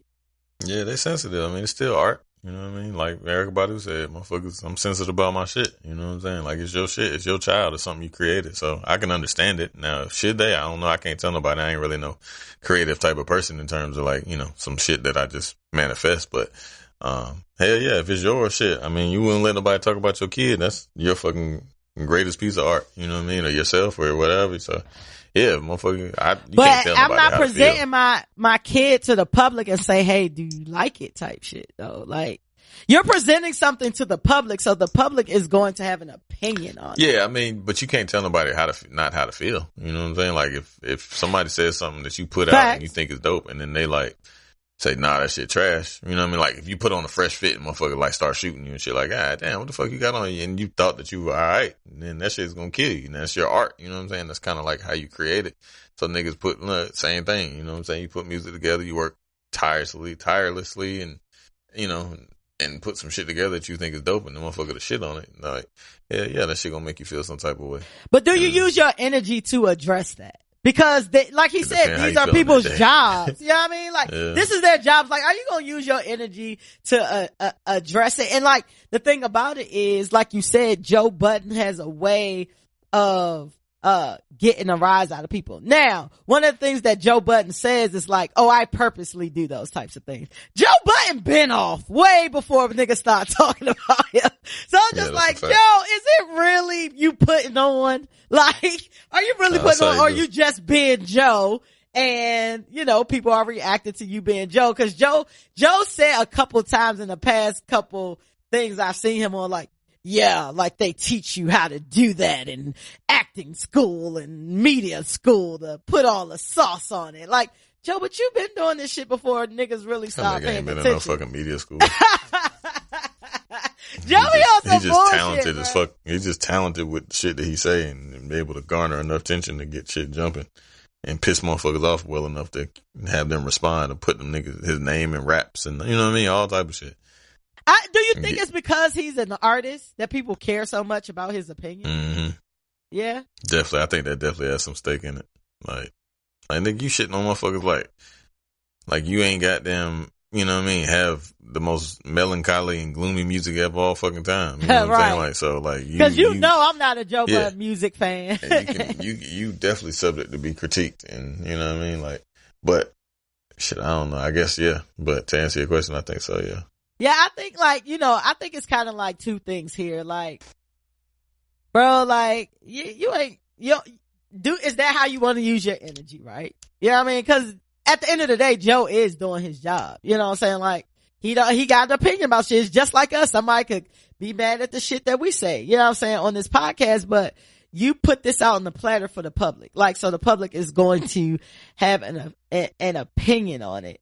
But, on the flip side of that, it's just like, why do you even care about Joe Budden's opinion when clearly you've been more successful in music than Joe Budden has?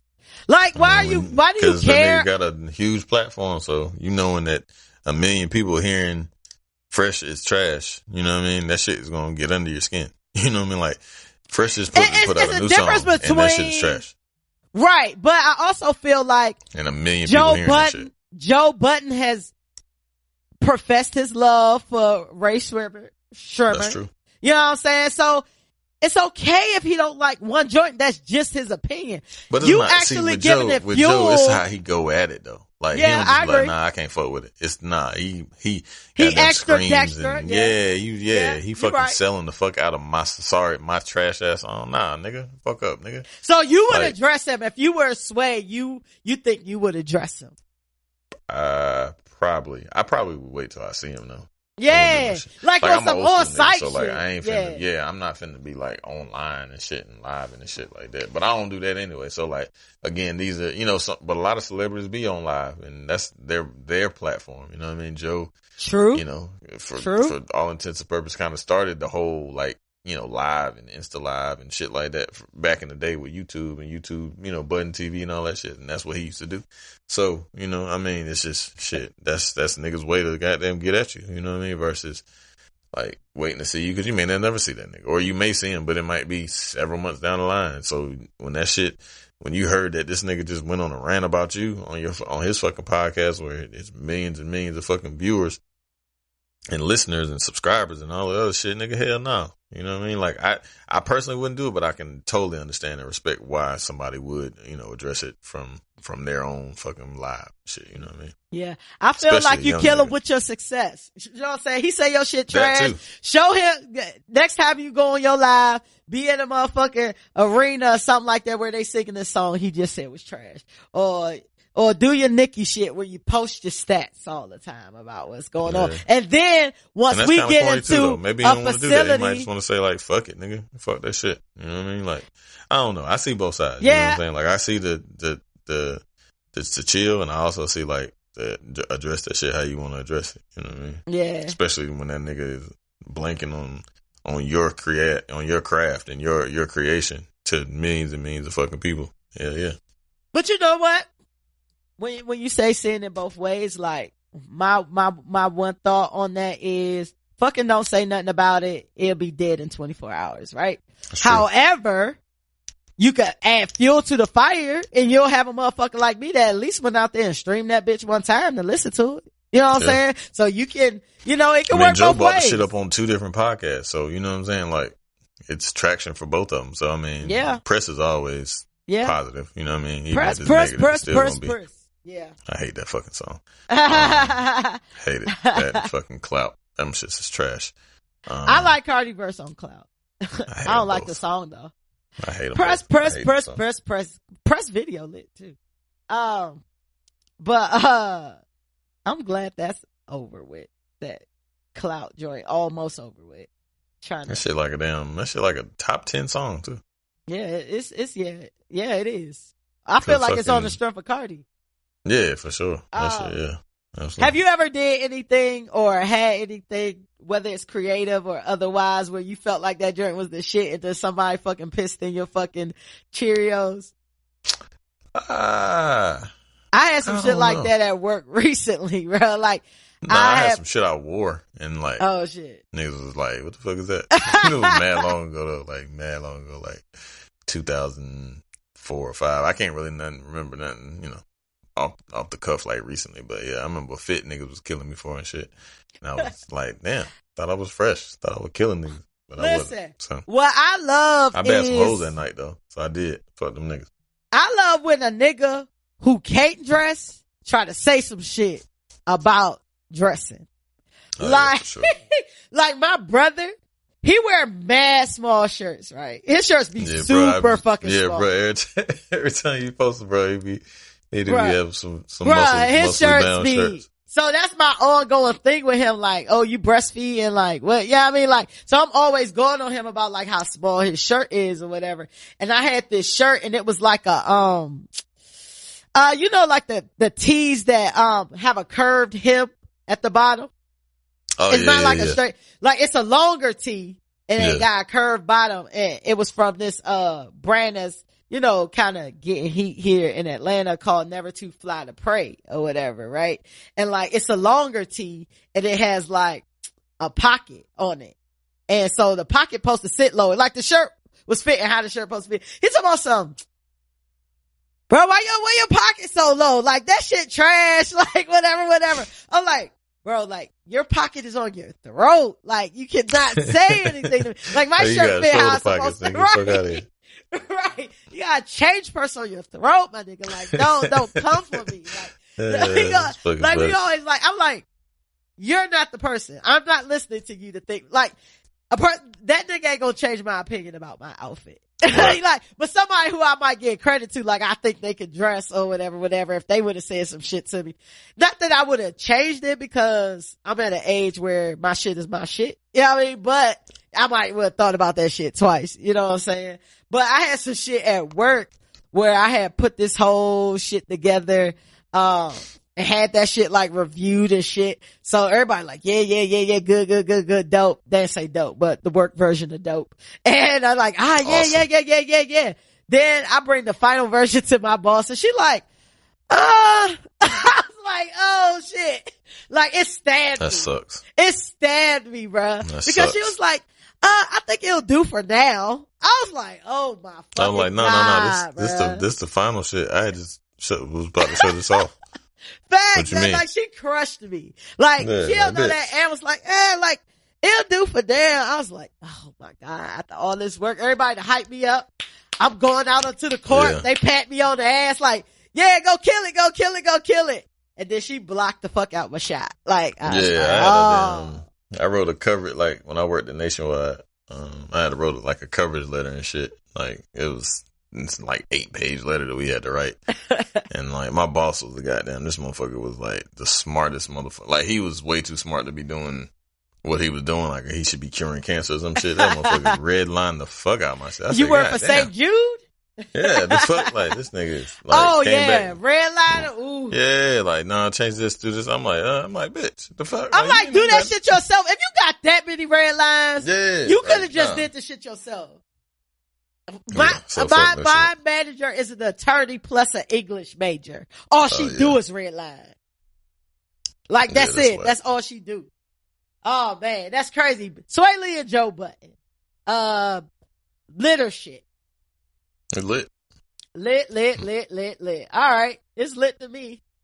It's lit to me only because I like when Joe get out of his fucking mind. Which is once a week. Let's hit one last joint. Something light.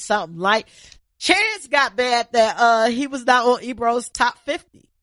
Top 50 rappers. We talked about that the last podcast that we did. Ebro said Chance had not earned a spot in the top 50. How you feel about that? You think Chance should be on? You don't think Chance belong in the top 50? Nah.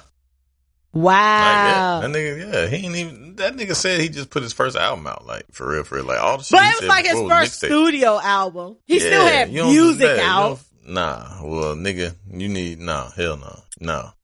I can think of 50 better rappers than Chance. He's good. He's definitely in the top 100, but not so now. Chance been out, like, mainstream, about 5 years? 5-6 years? Hell no. You're not fucking, nah. I feel like Kendrick and Cole and all of those niggas. 10 plus years. But I'm saying, if we would have got them at the 6-year mark, they would have been on the list. I don't know about that. Top 50, Cole or Kendrick would not be on your list. They're better than Chance, though. They are better than Chance. Like, they're way but better than Chance. I feel like Chance can make my top 50. If Big Sean's not on the top 50, Chance shouldn't be on the top 50. Big Sean would be in my top 50. Right, but he wasn't on Ebro's top 50. I don't know. Don't get me lying. I don't remember that shit, but I don't even know what Ebro's top 50 looked like. I just know Chance won't know it. Yeah, I mean, and he ain't have DMX or Cool G rap either, so that nigga's nuts. But, like, yeah, hell no. I mean, I would have to sit down. Cool G rap not on my top 50. You said what? Cool G rap not on my top 50. Oh, see, yeah, he definitely one of the best rappers ever.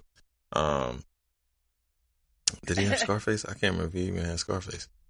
I'll try to see if I can pull up Ebro's top 50. So I can see who was on Ebro's top 50. But either way, like, if he ain't got Big Sean, like, I'm not putting him before Big Sean. I'm not putting him before, who's any, like, definitely not Cole, definitely not Drake, not Kendrick. Okay. Who's one of the, I mean, he's a really good rapper for what he does and, like, his, like, I'm putting 2 Chainz up there before I'm putting fucking Chance up there. Oh, nah. 2 Chainz ain't on my top 50. I like 2 Chainz so this is the problem when we get into, like, lists like top 50.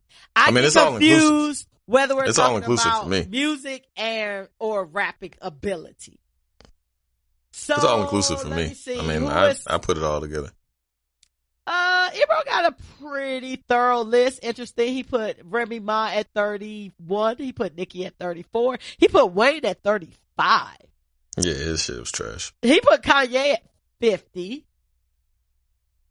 Yeah, his shit was trash. Interesting. Nigga ain't have DMX, like, fuck. Let me see. Redman, Jizza, Black Thought, Fab. Fab is definitely in my top 10. Damn, he had Drake 28. Busta Rhymes. I mean, no, Chance doesn't belong in there. Not yet. Okay, so maybe this is about to be a hot take. I got Chance on my list before Common. Nah. Yeah. Fuck no.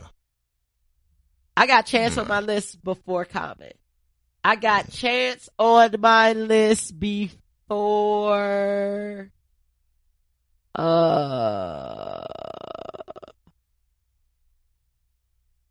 I'm gonna say he got Jizz on here, but I'm not like a super huge Wu-Tang fan where I know them individually like that. So I can't even comment on that joint. His list okay, but he is missing some individuals. Like his order ranking is a little crazy. But like the 50 as a whole seemed like a okay list. But yeah, it's crazy. But yeah, Chance felt like he should be on the top 50. Chance, you would be in my top 50. You might be not in mine, friend. You would be under 35, but you would be in my top 50. I like Chance. I like Chance's music. I like Chance. I mean, Chance flow. nice. He can rap. Like he can rap really, really well. Like he's actually very nice in terms of rapping and produces good music. But in terms of like, nah, not yet. Like, nah. Not yet? Nah, he only got one major, like, his, like, what? You Don't Want No Problems is, like, his only single. You know, granted, it was nominated and won a Grammy, but, like, outside of that, he ain't really got no mainstream music, you know what I mean? Like, I don't know. I don't think he, like, qualifies. I mean, that's just me, though, for me personally. Oh, well, I mean, you right in line with Ebro then. Like, you're right in line with Ebro. So Chance not being on the top 50 is, lit or shit. It's lit for me. I think it's lit cause it causes conversation. I think it's lit for that. You ready to give out some advice? Yeah, let's do it. All right, let's do it. We're about to get into Ain't Shit in 2 Cents. Ain't Shit in 2 Cents is our listener letter segment where we give advice to listeners who clearly don't care about taking advice from one person who's drinking and the other person whose stomach is bubbling. We need to hurry this up too. I'm thugging it out for y'all. God damn. Hey, you prairie dogging over there? Or is it soup? Boy, it's soup it's got that mud butt. Oh, God. Mud butt. Okay, well, let me know. Let me know if we need to stop before we get into wrapping up with free smoke. Let's just come on. I don't want to feel rushed for your stomach. I ain't got no pedal to the metal. I'll speed it up a little bit. But, our letter today is from Litta. It's Litta-B. Last name begins with a B. And it says, I need some advice. Please help. Me and the father of my child have been together off and on for 7 years. My son is 5 and he loves his dad whenever he is able to see him. He has cheated on me on multiple occasions and I would leave him. And just like any other toxic relationship, we would eventually get back together. The last time we broke up, he actually got into a relationship with another woman. They were together a little over a year. A little over 2 months ago, he came to me and said that he missed me and nobody holds his heart like I did. I was flattered, but I didn't pay him much attention. 2 weeks later, he came to me and said he broke it off with her because he wanted to rebuild our relationship. I was apprehensive, but I would let him take me out so he could try to woo me all over again. My son was enjoying seeing his 2 parents together and happy. Well, the other day I ran into a mutual friend who advised me that he and his last girlfriend broke up because she found out he was cheating on her with a stripper. She put his ass out the house and everything. Of course, all hell broke loose when I got home. His argument is that it shouldn't matter the reason we got back together because we are happy now. I am conflicted. Should I try to work it out with him or kick his ass to the curb? So there's a lot there. So after they only been back together for 2 weeks. I heard 2 weeks. She said a little over 2 months. He said he missed her. And then 2 weeks after that, says he came back and said he had broken off with his girlfriend basically because he missed her. So if I'm doing math here, I'm saying a little over a month maybe. They've been back that nigga, dealing. That You can't be happy in a month when you dealing with, like, you know what I'm saying? Like, when you had history with a motherfucker for like 7-8 years, a month ain't shit. You know what I mean? That shit is literally a drop in the bucket. So, yeah, y'all happy today, but that shit is like a fucking, the straw that broke the camel's back type of deal. It's a ticket like that. time bomb. Yeah, that shit is a fucking goddamn bridge just waiting for one more car to come over and that shit crumbling. You know one more ass cheek to pass it, and he gonna you know what I mean? Like, so, nah. I would. You say nah. Yeah, I just let that shit ride, man. I understand, like, I know how it is for people with kids, especially when they want their parent, you know, like the parents to be there and like, you know, you living with people and trying to do it right by the kid and all that shit, but. Nah, some shit just ain't worth your own peace and your own happiness. And while it may seem like it's, you know, rosy now, that shit is fool's gold, I think. Facts. I just think, bro, it's, and I ain't gonna say, bro, I just think y'all's relationship ain't built, you know what I mean, for the test of time. I mean, it could very well just be some platonic shit. Y'all just co-parent, keep it hot, but. Facts. I personally would probably just be like, nah, I'm straight, bro. Like, regardless of, I mean, outside of the other shit, you know, how he broke up with other girl and shit, but bro, just a little wild, you know what I mean? Until he can like really show himself and prove himself, I think you should just call the timeout and put him on the bench. Yeah. Personally, that's what I think. I think that you basically said it at the beginning of the letter. It's a toxic relationship. Love is toxic. And you can't, it ain't no filter to put that through to make it untoxic. Like, once something is toxic, it's pretty much toxic. And then even if the small possibility y'all can get to a place where y'all good, that old shit gonna still linger. Like, you ain't gonna never be completely over that because you said y'all been together for 7 years. Y'all done got back together, broke up, gotten back together for 7 years. Stop wasting your time, sis. Like, stop wasting your time. Like B said, I understand, you know, you want your son to be around his father, but you gotta think about this shit as well. Like, you're basically showing your son how to treat a woman. And if dad is in and out, he gonna feel like that's okay. Instead of just letting him have his relationship with his father and you have your relationship with your son and y'all co-parent versus this is what he said that y'all do. Second of all, he lied for no fucking reason. Mm-hmm. Like, he lied for no reason. And that's the part that would even get me even more. Like, you came and presented a lie. Nothing irks me more. Nothing is a pet peeve more than people volunteering lies to me. Don't volunteer a lie to me, man. Lie because it gets you out of something. Cause it sounded like the way this was going, even if he would have broke up with the chick and came back and ran them same lies of, oh girl, I miss you, da da da da, y'all probably still would have got back together. He didn't have to insert that lie like, oh yeah, I got rid of her or whatever he's saying as to why y'all broke up. Like, what I hate a lot and I know more females who go through this than males. Like, y'all gotta stop letting time spent equal the time that's in the future. You know what I'm saying? Just cause you done spent 7 horrible years together, like, do you want to spend 7 more? Like, cut the cord. Cut it off so that you can start living your best life today at this point in time. He needs to go through wherever he wants to go through. I don't even believe in unless it's like 10, 20 years from now when y'all totally different people and y'all meet up in the grocery store and y'all at the kids' graduation and you're like, oh, you've changed. You've changed too. Let's maybe see if we can work this out. But at this point in time, homeboy is, like I said, an ass cheek away from cheating on you. And the fucked up part about it is he basically tried to cheat with you on the last bitch. So let's see how that works. You know what I'm saying? Like, he was already trying to get you back before he even broke up with her. He's just a cheater, sis. Like, let him go. Let him be a dad, and that's it. Find you somebody that's going to appreciate you, that's able to bring whatever to the table, relationship-wise, that you're willing to bring to the table. But it don't sound like homeboy is down for monogamy right now, and he's not down for truth-telling. and like B said, it's only been a month. Like that's a drop in the bucket, in that overall time.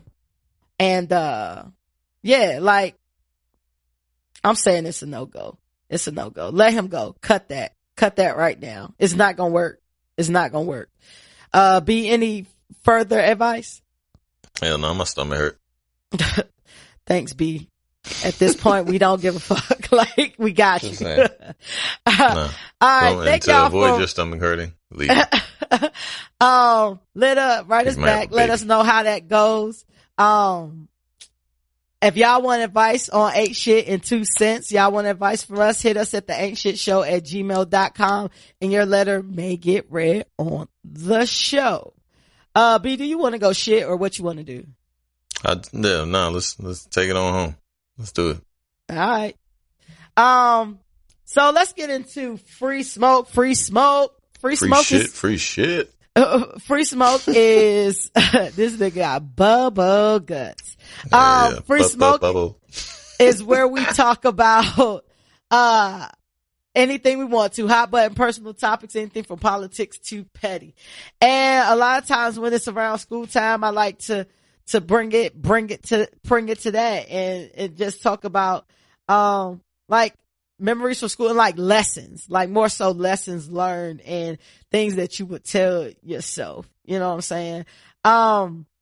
B, I wanted to talk about first and foremost, like you graduated high school and you did a little bit of college, right?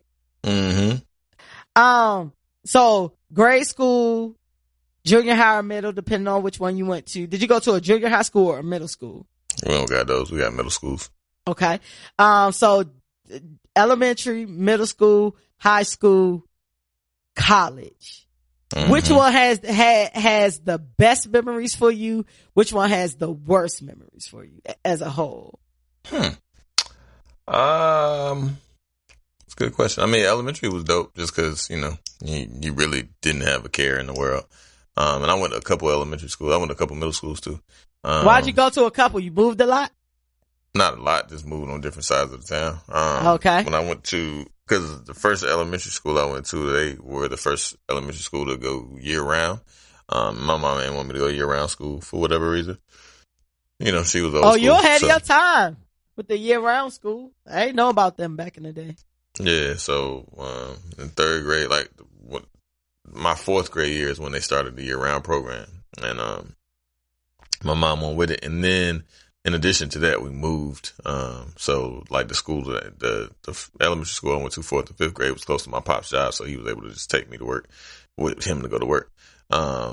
So that was dope. I mean, because I still got a lot of friends from both those schools actually. And I mean, you know, it was dope. Just, you know, I remember Safety Patrol. Safety Patrol was dope. I was on I think it was 4th or 5th shout out grade. to Safety Patrol. We used to push Safety Patrol. Yeah, Safety Patrol that was cool. I mean, you know, that shit was cool. I don't really have any bad memories from school at all. Like, I never really got in too many fights in school. Like, all my stuff was, well, yeah, I did get in a lot of fights, actually. So which one was the worst? Like, which one was the best and which one was the worst for you? I really don't have a worst. I can't really say a worst. Like, I mean, I guess college, because that shit, I got student loans.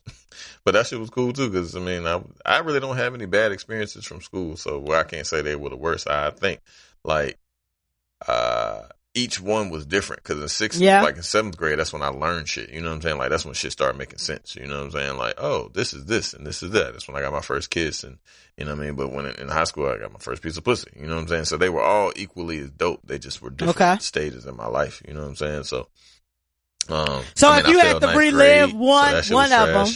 Yeah, so that gotta be bad. You failed 9th grade. Yeah, but it still was lit though. I mean, I still graduated on time. So, you know, that was trash. Like having my mom having to like give over $600 for me to go to summer school. That shit was trash. And then having to go to summer school, but that shit was still fun though. Like it was cool, you know, cause it was the whole fucking the whole Wake County, you know what I mean? Like all the badass kids that had to go to some schools. So some schools fun as fuck, you know what I'm saying? Cause it was mad degenerate ass children and motherfuckers. So, we had a good time there. So I don't know. Like, I mean, I ain't really had no bad time. I guess, I mean, high school was more, I guess, challenging just because like I was, you know, an intelligent kid, smart kid, but just was lazy as fuck and didn't really do my work. So it was, you know, when it came down to 12th grade in the fucking fourth quarter, I had to have everything line up exactly how it was supposed to be in order to graduate. But that also taught me how to be resourceful. So I think that was a character flaw that turned into a character attribute. So okay. I can't really rank them. I guess I say all that to say I think they were all equally pivotal in my life and they were all equally dope. I think just different dopes for different shit. Cause when I started smoking weed in 7th grade. So I smoked weed in 7th grade first time. I got my first you was kiss in 7th advanced. grade. Yeah, I was wild. I was a wild little nigga. But in 8th grade is when I really like started smoking weed and shit. And I moved back to the north side with all the people I grew up with from like elementary school. So it was all my niggas that I used to fuck with when I was a kid. And now we like 13, 14. And then like, you know. Do you think you'll retire in North Carolina? You think you'll live in North Carolina your whole life? Probably. Okay. I don't really got no plans on leaving. Is it that you just fuck with it so heavy like that, or like? I just like it. I think it's just dope. You know what I mean? Like you got the mountains to the left, and you got the fucking beach to the right. It's in a centralized location. Like you can 5 to 6 hours away from Atlanta, and 8 hours away from New York if you wanted to drive. You know what I mean? Like it's in a good location. I mean, Raleigh's a dope spot. You know what I mean? So, I mean, I lived here all my life. What would it take for you to move? Like, what would have to happen for you to move? I don't know. So, like, now I got kids and shit. I mean, they still young, so they ain't really, like, rooted. But, like, my family here, my mom and my dad, they old, they sick. Not sick, but they're not in the greatest of health, so I wouldn't want to just leave now. You know what I mean? Like, I don't know. It would have to take something very monumental. It would have to take a lot of money is what it would have to take. Yeah. That's what it all boils down to. It would have to be very advantageous for me to, you know, leave. And shit, cause it wouldn't just be me leaving. Like it's so much shit. Like all my friends here, you know what I'm saying? Like the majority of all the people that I like genuinely talk to and kick it with every fucking day of my life outside of my family and shit are here. I ain't really trying to make no new friends and shit. Okay. In terms of that, you know what I'm saying? Like just like, you know how like, you know, moving is definitely a mental thing. Yeah. Moving is a mental thing versus a physical thing. I learned that when I moved to, Atlanta, only because my transition from DC to North Carolina, I was young. So I was going through, you know what I mean? Like I didn't have routines and shit like, besides like school and shit, but I'm going for another school. But you know, moving is definitely a mental thing. Yeah. I mean, it's just getting uncomfortable. You know what I mean? Like, yeah. Like if I look at it now cause it's one of my homeboys. He live in Atlanta now and shit. When I was down there not too long ago, I was kicking it with him for the majority when I wasn't working. And I remember he from Fayetteville originally. He always used to be like, yo, we should just move to the A and just sell mad perp. I was like, well, not I ain't a gonna business go plan. fucking sell drugs in a whole nother fucking state that I don't know anything about. So no, I'm not gonna do that. But he did it. He ain't necessarily sell perp shit, but he just moved to Atlanta. You know what I'm saying? I've been there for the past 12, 13 years. And like when we was down there, like this nigga driving around like that nigga from like it was Fayetteville and shit. You know what I'm saying? Like the nigga it don't take long to get used to it. Yeah, I know. It's just wild. Like I'm like, goddamn, nigga, you know, like he was like, and his girl who was from Atlanta, she was like, damn, yeah, she was like, he amazes me how he knows the city better than I do. You know what I'm saying? Like the nigga was just doing cuts and shit like that. But, so the crazy thing about it is when you go somewhere, when you go to someone else's city, like you're kind of forced to learn a city where they just know their surroundings. You know what I'm saying? It's mad crazy because you grew up here, you live here, like, but they know like the hoods and the shit they normally go to like their whole life. But it's very interesting just talking to people who I feel like were born and will die like in the same spot. Like you don't get the urge to move, like you don't ever want to leave. Like not that it's a bad thing. Really. I think my makeup, like I'm good with experiencing like something new. Like I get tired of saying like the same faces and shit. Like I mean, I be over shit. I can dig that. Like, but I enjoy that. So like, you know what I'm saying? Like I don't mind going out and you know what I mean? like seeing people that I've known all my life. That shit cool. I don't be minding. You know what I'm saying? Like, yeah, I like I think I like visiting. Like, I like coming to North Carolina. Like, I love North Carolina. I love my family and stuff. Like in DC, I love DC. You know what I mean? Like, I love them places. But like, if I had to see your fucking face every day, I'd be like, I'm over it. Like, I'm good. I mean, absolutely. Like, the heart grow fond, absolutely. Like, I like being able to hop on the flight or take a road trip, go see my people, miss them. You know what I'm saying? Leave. You know what I'm saying? Meeting new people to a point. Yeah. Don't get it twisted. Meet new people to a point, cause I'm at that point too where I'm like, fuck friends, like new friends and shit like that. I don't know. Shit. But I don't consider everybody my friend. Like, I like meeting new people. Yeah, for sure. But I ain't really trying to like friends. Like get up and go out and shit and do all like, nah, I don't be, I'm cool. I like to travel. I like traveling, going to other places, but shit, I don't even want to, my old lady want to buy another house and shit. And I'm like, man, I don't feel like moving. Like, I got mad fucking shit in my house. I'm like, trash. I'd like to, cause there's certain things in my house that I don't have that I'd like to upgrade and shit. Very fortunate for the house that I do have, but, you seem like the type that like, once you find a house, like you good and you like, nah, I'm staying here. Nah. No? I mean, I look at houses every day. Like, so okay, the move, I thought you looked at them like from a business standpoint.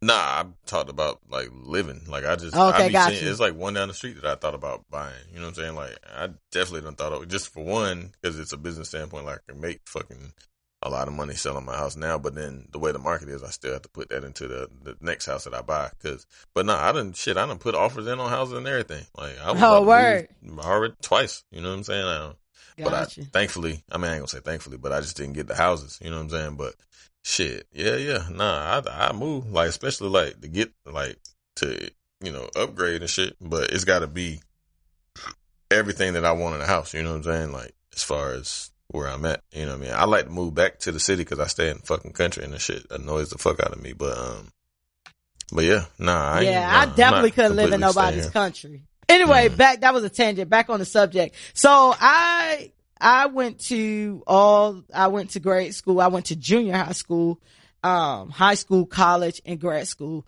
Grad school sucked the most ass by far. That is schooling that when people hit me up and they're adults and they like, should I go to grad school? And I went to grad school directly after college. And I had a new job at the same time. So it was just a lot. Grad school, like when you go to college and all of these schools prior to grad school, like you have that social interaction, right? You have that social quality to school, right? Mm-hmm. Grad school is just fucking school. Like, you go get that shit done and you're doing work. And if some people go to grad school and that's all they do. I went to grad school full time and I worked full time, but like grad school was hard. Grad school really tested my endurance. It tested my intelligence. It tested my patience. It tested everything because these motherfuckers don't care that you're an adult with a full-time job. You have a full course load. Like, they don't give a fuck about that. Like, they putting together like group projects and shit. When you're in grad school, a group project is the worst shit because then you gotta coordinate with other fucking adults on they fucking schedules. Some people that went back to grad school, so they got like kids and grandkids and all that shit. I was lucky to the point I always tell people, like, if you thinking about going to grad school, go right after college because your brain is still in that mindset. You know what I'm saying? Your brain is still in like that learning mindset. You know what I'm saying? You leave, you take some years off, it's going to be harder to get back into that mindset. But not only during that time, like, it was hard for me to like maintain my relationship. My dad died during the course of that time. It was mad work. I had a new job and, like back where we used to work at, like, it ain't like no damn customer service job where you can just, hey, let me take your order and put in some shit. Like, you had to know shit. Like, you had to know different systems. You had to know the different health plans. You had to know the nuances of the shit. So, like, my love for, like, people like in customer service and complex jobs, like I was the advocate after I left the customer service job, because I was like, look, all y'all other people outside of operations, you get to know your small tidbit of the world and be an expert on that. Customer service rep got to know your job and everybody else's job up in this bitch in order to give everybody good, service from a healthcare standpoint. Hell yeah. I ain't know if I was going to make it when I first came out of training. I'm like, yo, am I You got to go training for 3 months. Yeah, like, why? Word, nigga, that shit was, yeah. I don't even know if they still do that shit or not. I wouldn't know, but yeah, that shit was, shit. That shit was hard. Like, that shit was hard. And like, it was like the best of times, worst of times type shit.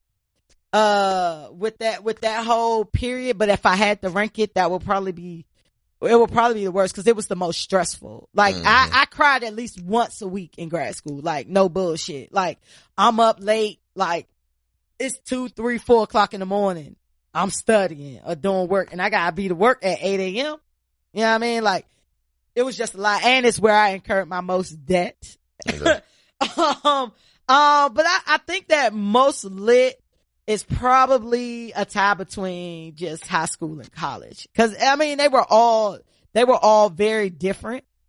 But I kind of feel like middle school is where you start to like kind of learn yourself. You know what I'm saying? Yeah. Like you said you had a lot of firsts like in middle school. And I think, and it's funny cause we tied all that shit. Going back to what I said like about my niece, like, oh yeah, middle school might be that pivotal point where you starting to get in from your childhood into like your teenage shit, like, and figuring out who you gonna be in this, in this world of children, like your age. You know what I'm saying? You can be a leader. You can be a follower. You can be like a nerd motherfucker. You can not give a fuck about none of that shit and just be like a loner type motherfucker. You know what I'm saying? As long as you don't become a school shooter, you good. Like, you could get past like anything, you know what I'm saying? And then like for girls and boys, I would assume, only because of health class, I don't know, but like that's when you start learning like about your body and shit, and your body's starting to change, and you starting to go through like getting periods and niggas having wet dreams and can't control their dicks getting hard in class. And you know what I mean? That's like middle school, right? Yep. Well, shit, 5th grade. Shit, I mean, yeah, 6th ed, like. Stay with me. About 5th grade. Yeah, about 5th grade. 5th grade? See, that's the other thing about having little boys. Like, I'm like, every woman who I talk to that has a son, they be like, about to go through that period where everything about to be sticky. Everything is about to fucking have nut all over. I was like 11 though. That's 11. Young. Like if I walked in on 11 year old. Like 11th grade. 11th grade. I was about to say 11. Yeah, that's when I started beating up for real. Like I used to have wet dreams, but I didn't know what the fuck them shit was. You know what I'm saying? Like I just know, like, damn, did I piss on myself? Like, nah, I don't know what the fuck that shit is. But then like I remember when I first got some pussy, like, oh, that's the feeling. Like, oh shit. Like that's how I realized I was nutting and shit. Cause my first time, like, I didn't know what the fuck I was doing. I was like a sophomore. Yeah, I was a sophomore. And the girl I was fucking, she was a senior. So she had been fucking. And I was talking big shit. Like, oh yeah, I'm fucking shit out of you. Raise your hand if you lied about the sex you done had and you had never had sex. Raise your hand. Nigga, I got to raise my feet. And I used to lie like shit. Like, oh yeah, I've been getting pussy. You know, shit like that. I got in that pussy, man. I ain't no rub on. That shit felt like the damn. That shit felt like heaven on earth. And I was like, wow, what is this? And then like, it was like 3 strokes. And I was like, oh, wait a minute. And then I was like, oh, and I like started feeling that shake. And I was like, oh, it's like that's what the wet dream shit feel like. And I was like, I realized, oh shit, I'm nutting. So like, I halfway in the girl. And then I pulled out and shit. And that shit was like 3 strokes. She looking at me like, nigga, what the fuck? And I was like, that shit was fire. And I went downstairs. That shit was fire. And my homeboy was there and shit. My homeboy had picked it up. Shout out to Roy. Roy was there. That nigga was like, goddamn, nigga. He's like, damn, you just went upstairs. I was like, yeah, shit was good, boy. Hey, that's funny as shit. Yeah. Hey, that shit was funny as shit. I call her Stealer. That's still my nigga to this day. I call her Stealer. I told her she stole my innocence. Oh man, you was gonna get that shit away to something. The first person smoking anyway. I could have been had pussy though. I was just nervous as fuck. Like I could have been had sex. Like I was just 15. I think everybody could have been had sex since elementary school. Yeah, I was just nervous. And it was a couple 6 girls in the 6th grade that we used to call hoes. Oh yeah, for sure. I can't fathom that. Like I can't fathom. Like when I think about like kids and shit, like no, I'm just saying like me as an adult looking back on that shit, like or thinking about like the kids that are in my life, like you in 6th grade, you fucking like that. That's what I'm saying. This girl across the street, she had a baby with this nigga named Wood. Shout out. His name Hollywood, but that's not his real name. But it's a couple Hollywoods, not nephew. But yeah, hell yeah, fucking them niggas had a baby when he was 11. I seen him on Facebook. He like 40. His fucking daughter like goddamn like 30. I'm like shit, this motherfucker old as fuck. Like, but I remember like he had a baby early as fuck in the game, like early as fuck. Yeah, shit my brother, homeboy, he probably same age my brother, like 36, and he had his daughter when he was 14. So everybody be thinking his daughter is like his girlfriend and shit. Mm-hmm.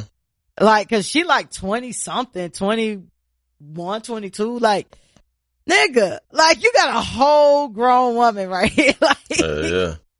And like that shit is crazy. Like when we talking about like looking back on shit and like you having kids and shit like that, what did you learn during your school, whatever level of school that you would definitely want to educate your kids on or try to, you know, have them prepared for, I guess. Either one. Sex. My mom and dad ain't taught me about sex. You know what I mean? Like looking back at it, like we never really had like the birds and bees. Like my dad specifically, like my dad, he was my stepdad, but he my dad. I call him my dad. But like he really didn't, he used to talk to me and shit, but not like how I'm gonna talk to my kids. You know what I'm saying? Like I'm gonna be like, not to the point where I'm like overbearing and shit, but I'm gonna be like stern in terms of like, you know, giving them like the game and the life lessons. He gave me life lessons, not to get it fucked up, but like sex specifically, he didn't give me the game on that. You know what I'm saying? My mama didn't really give me the game on that either. Like I would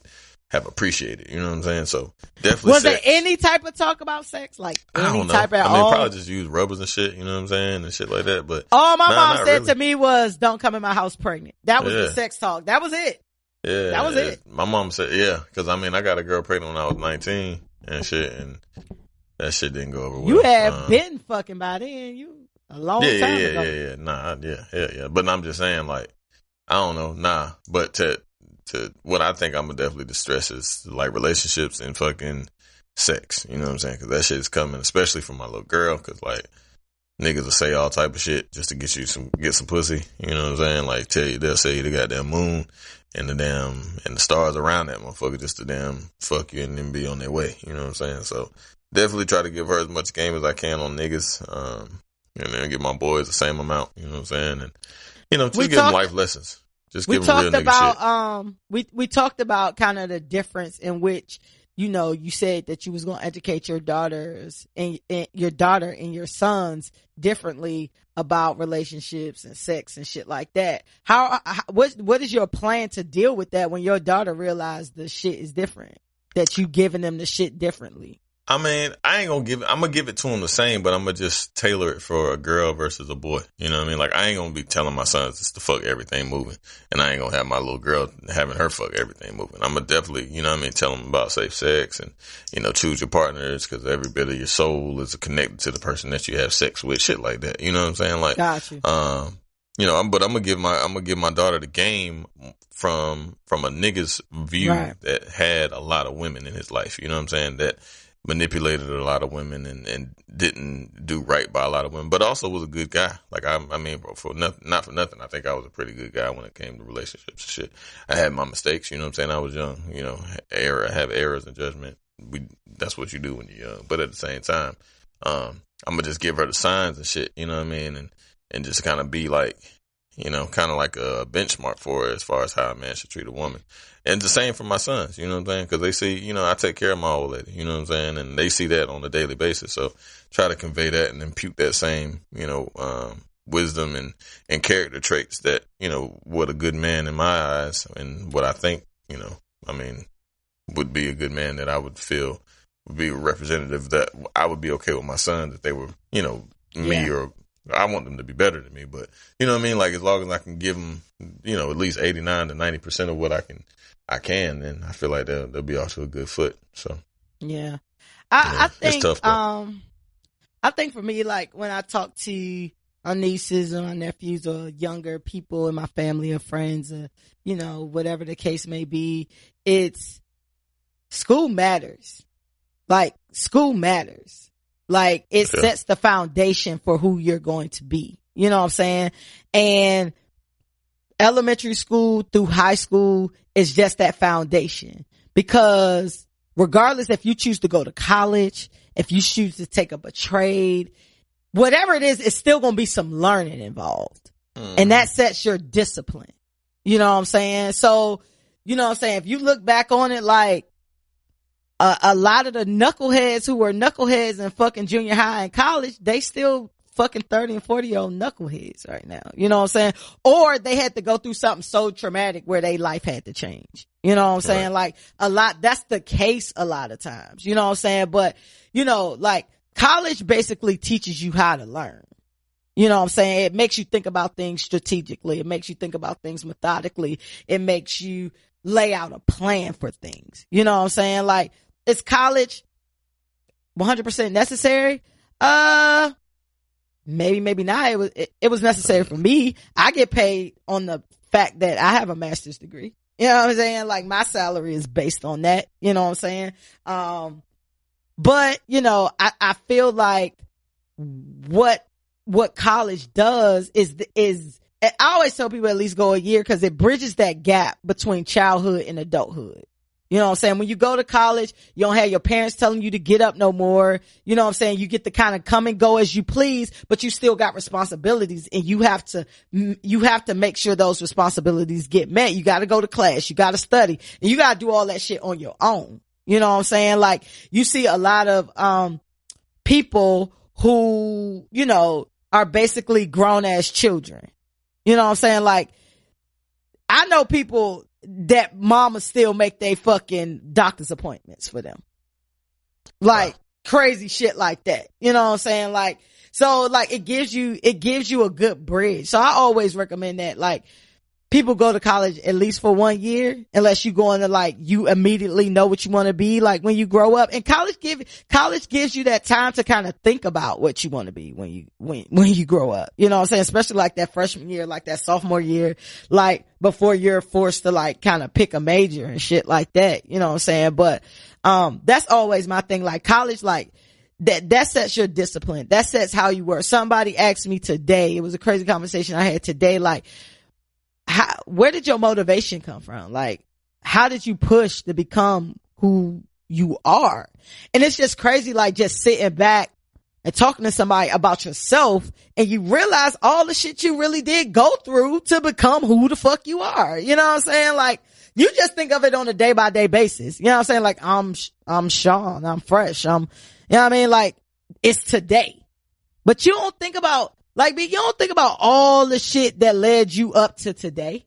Like, if you really day, but I do actually get reflective. Like, I do get real reflective, because, like, I had, like, a interesting journey to get where I am. Like, very tumultuous and I think everybody got a story. No doubt. You know what I'm saying? No doubt. But that was the thing too. Like, I don't think that I do.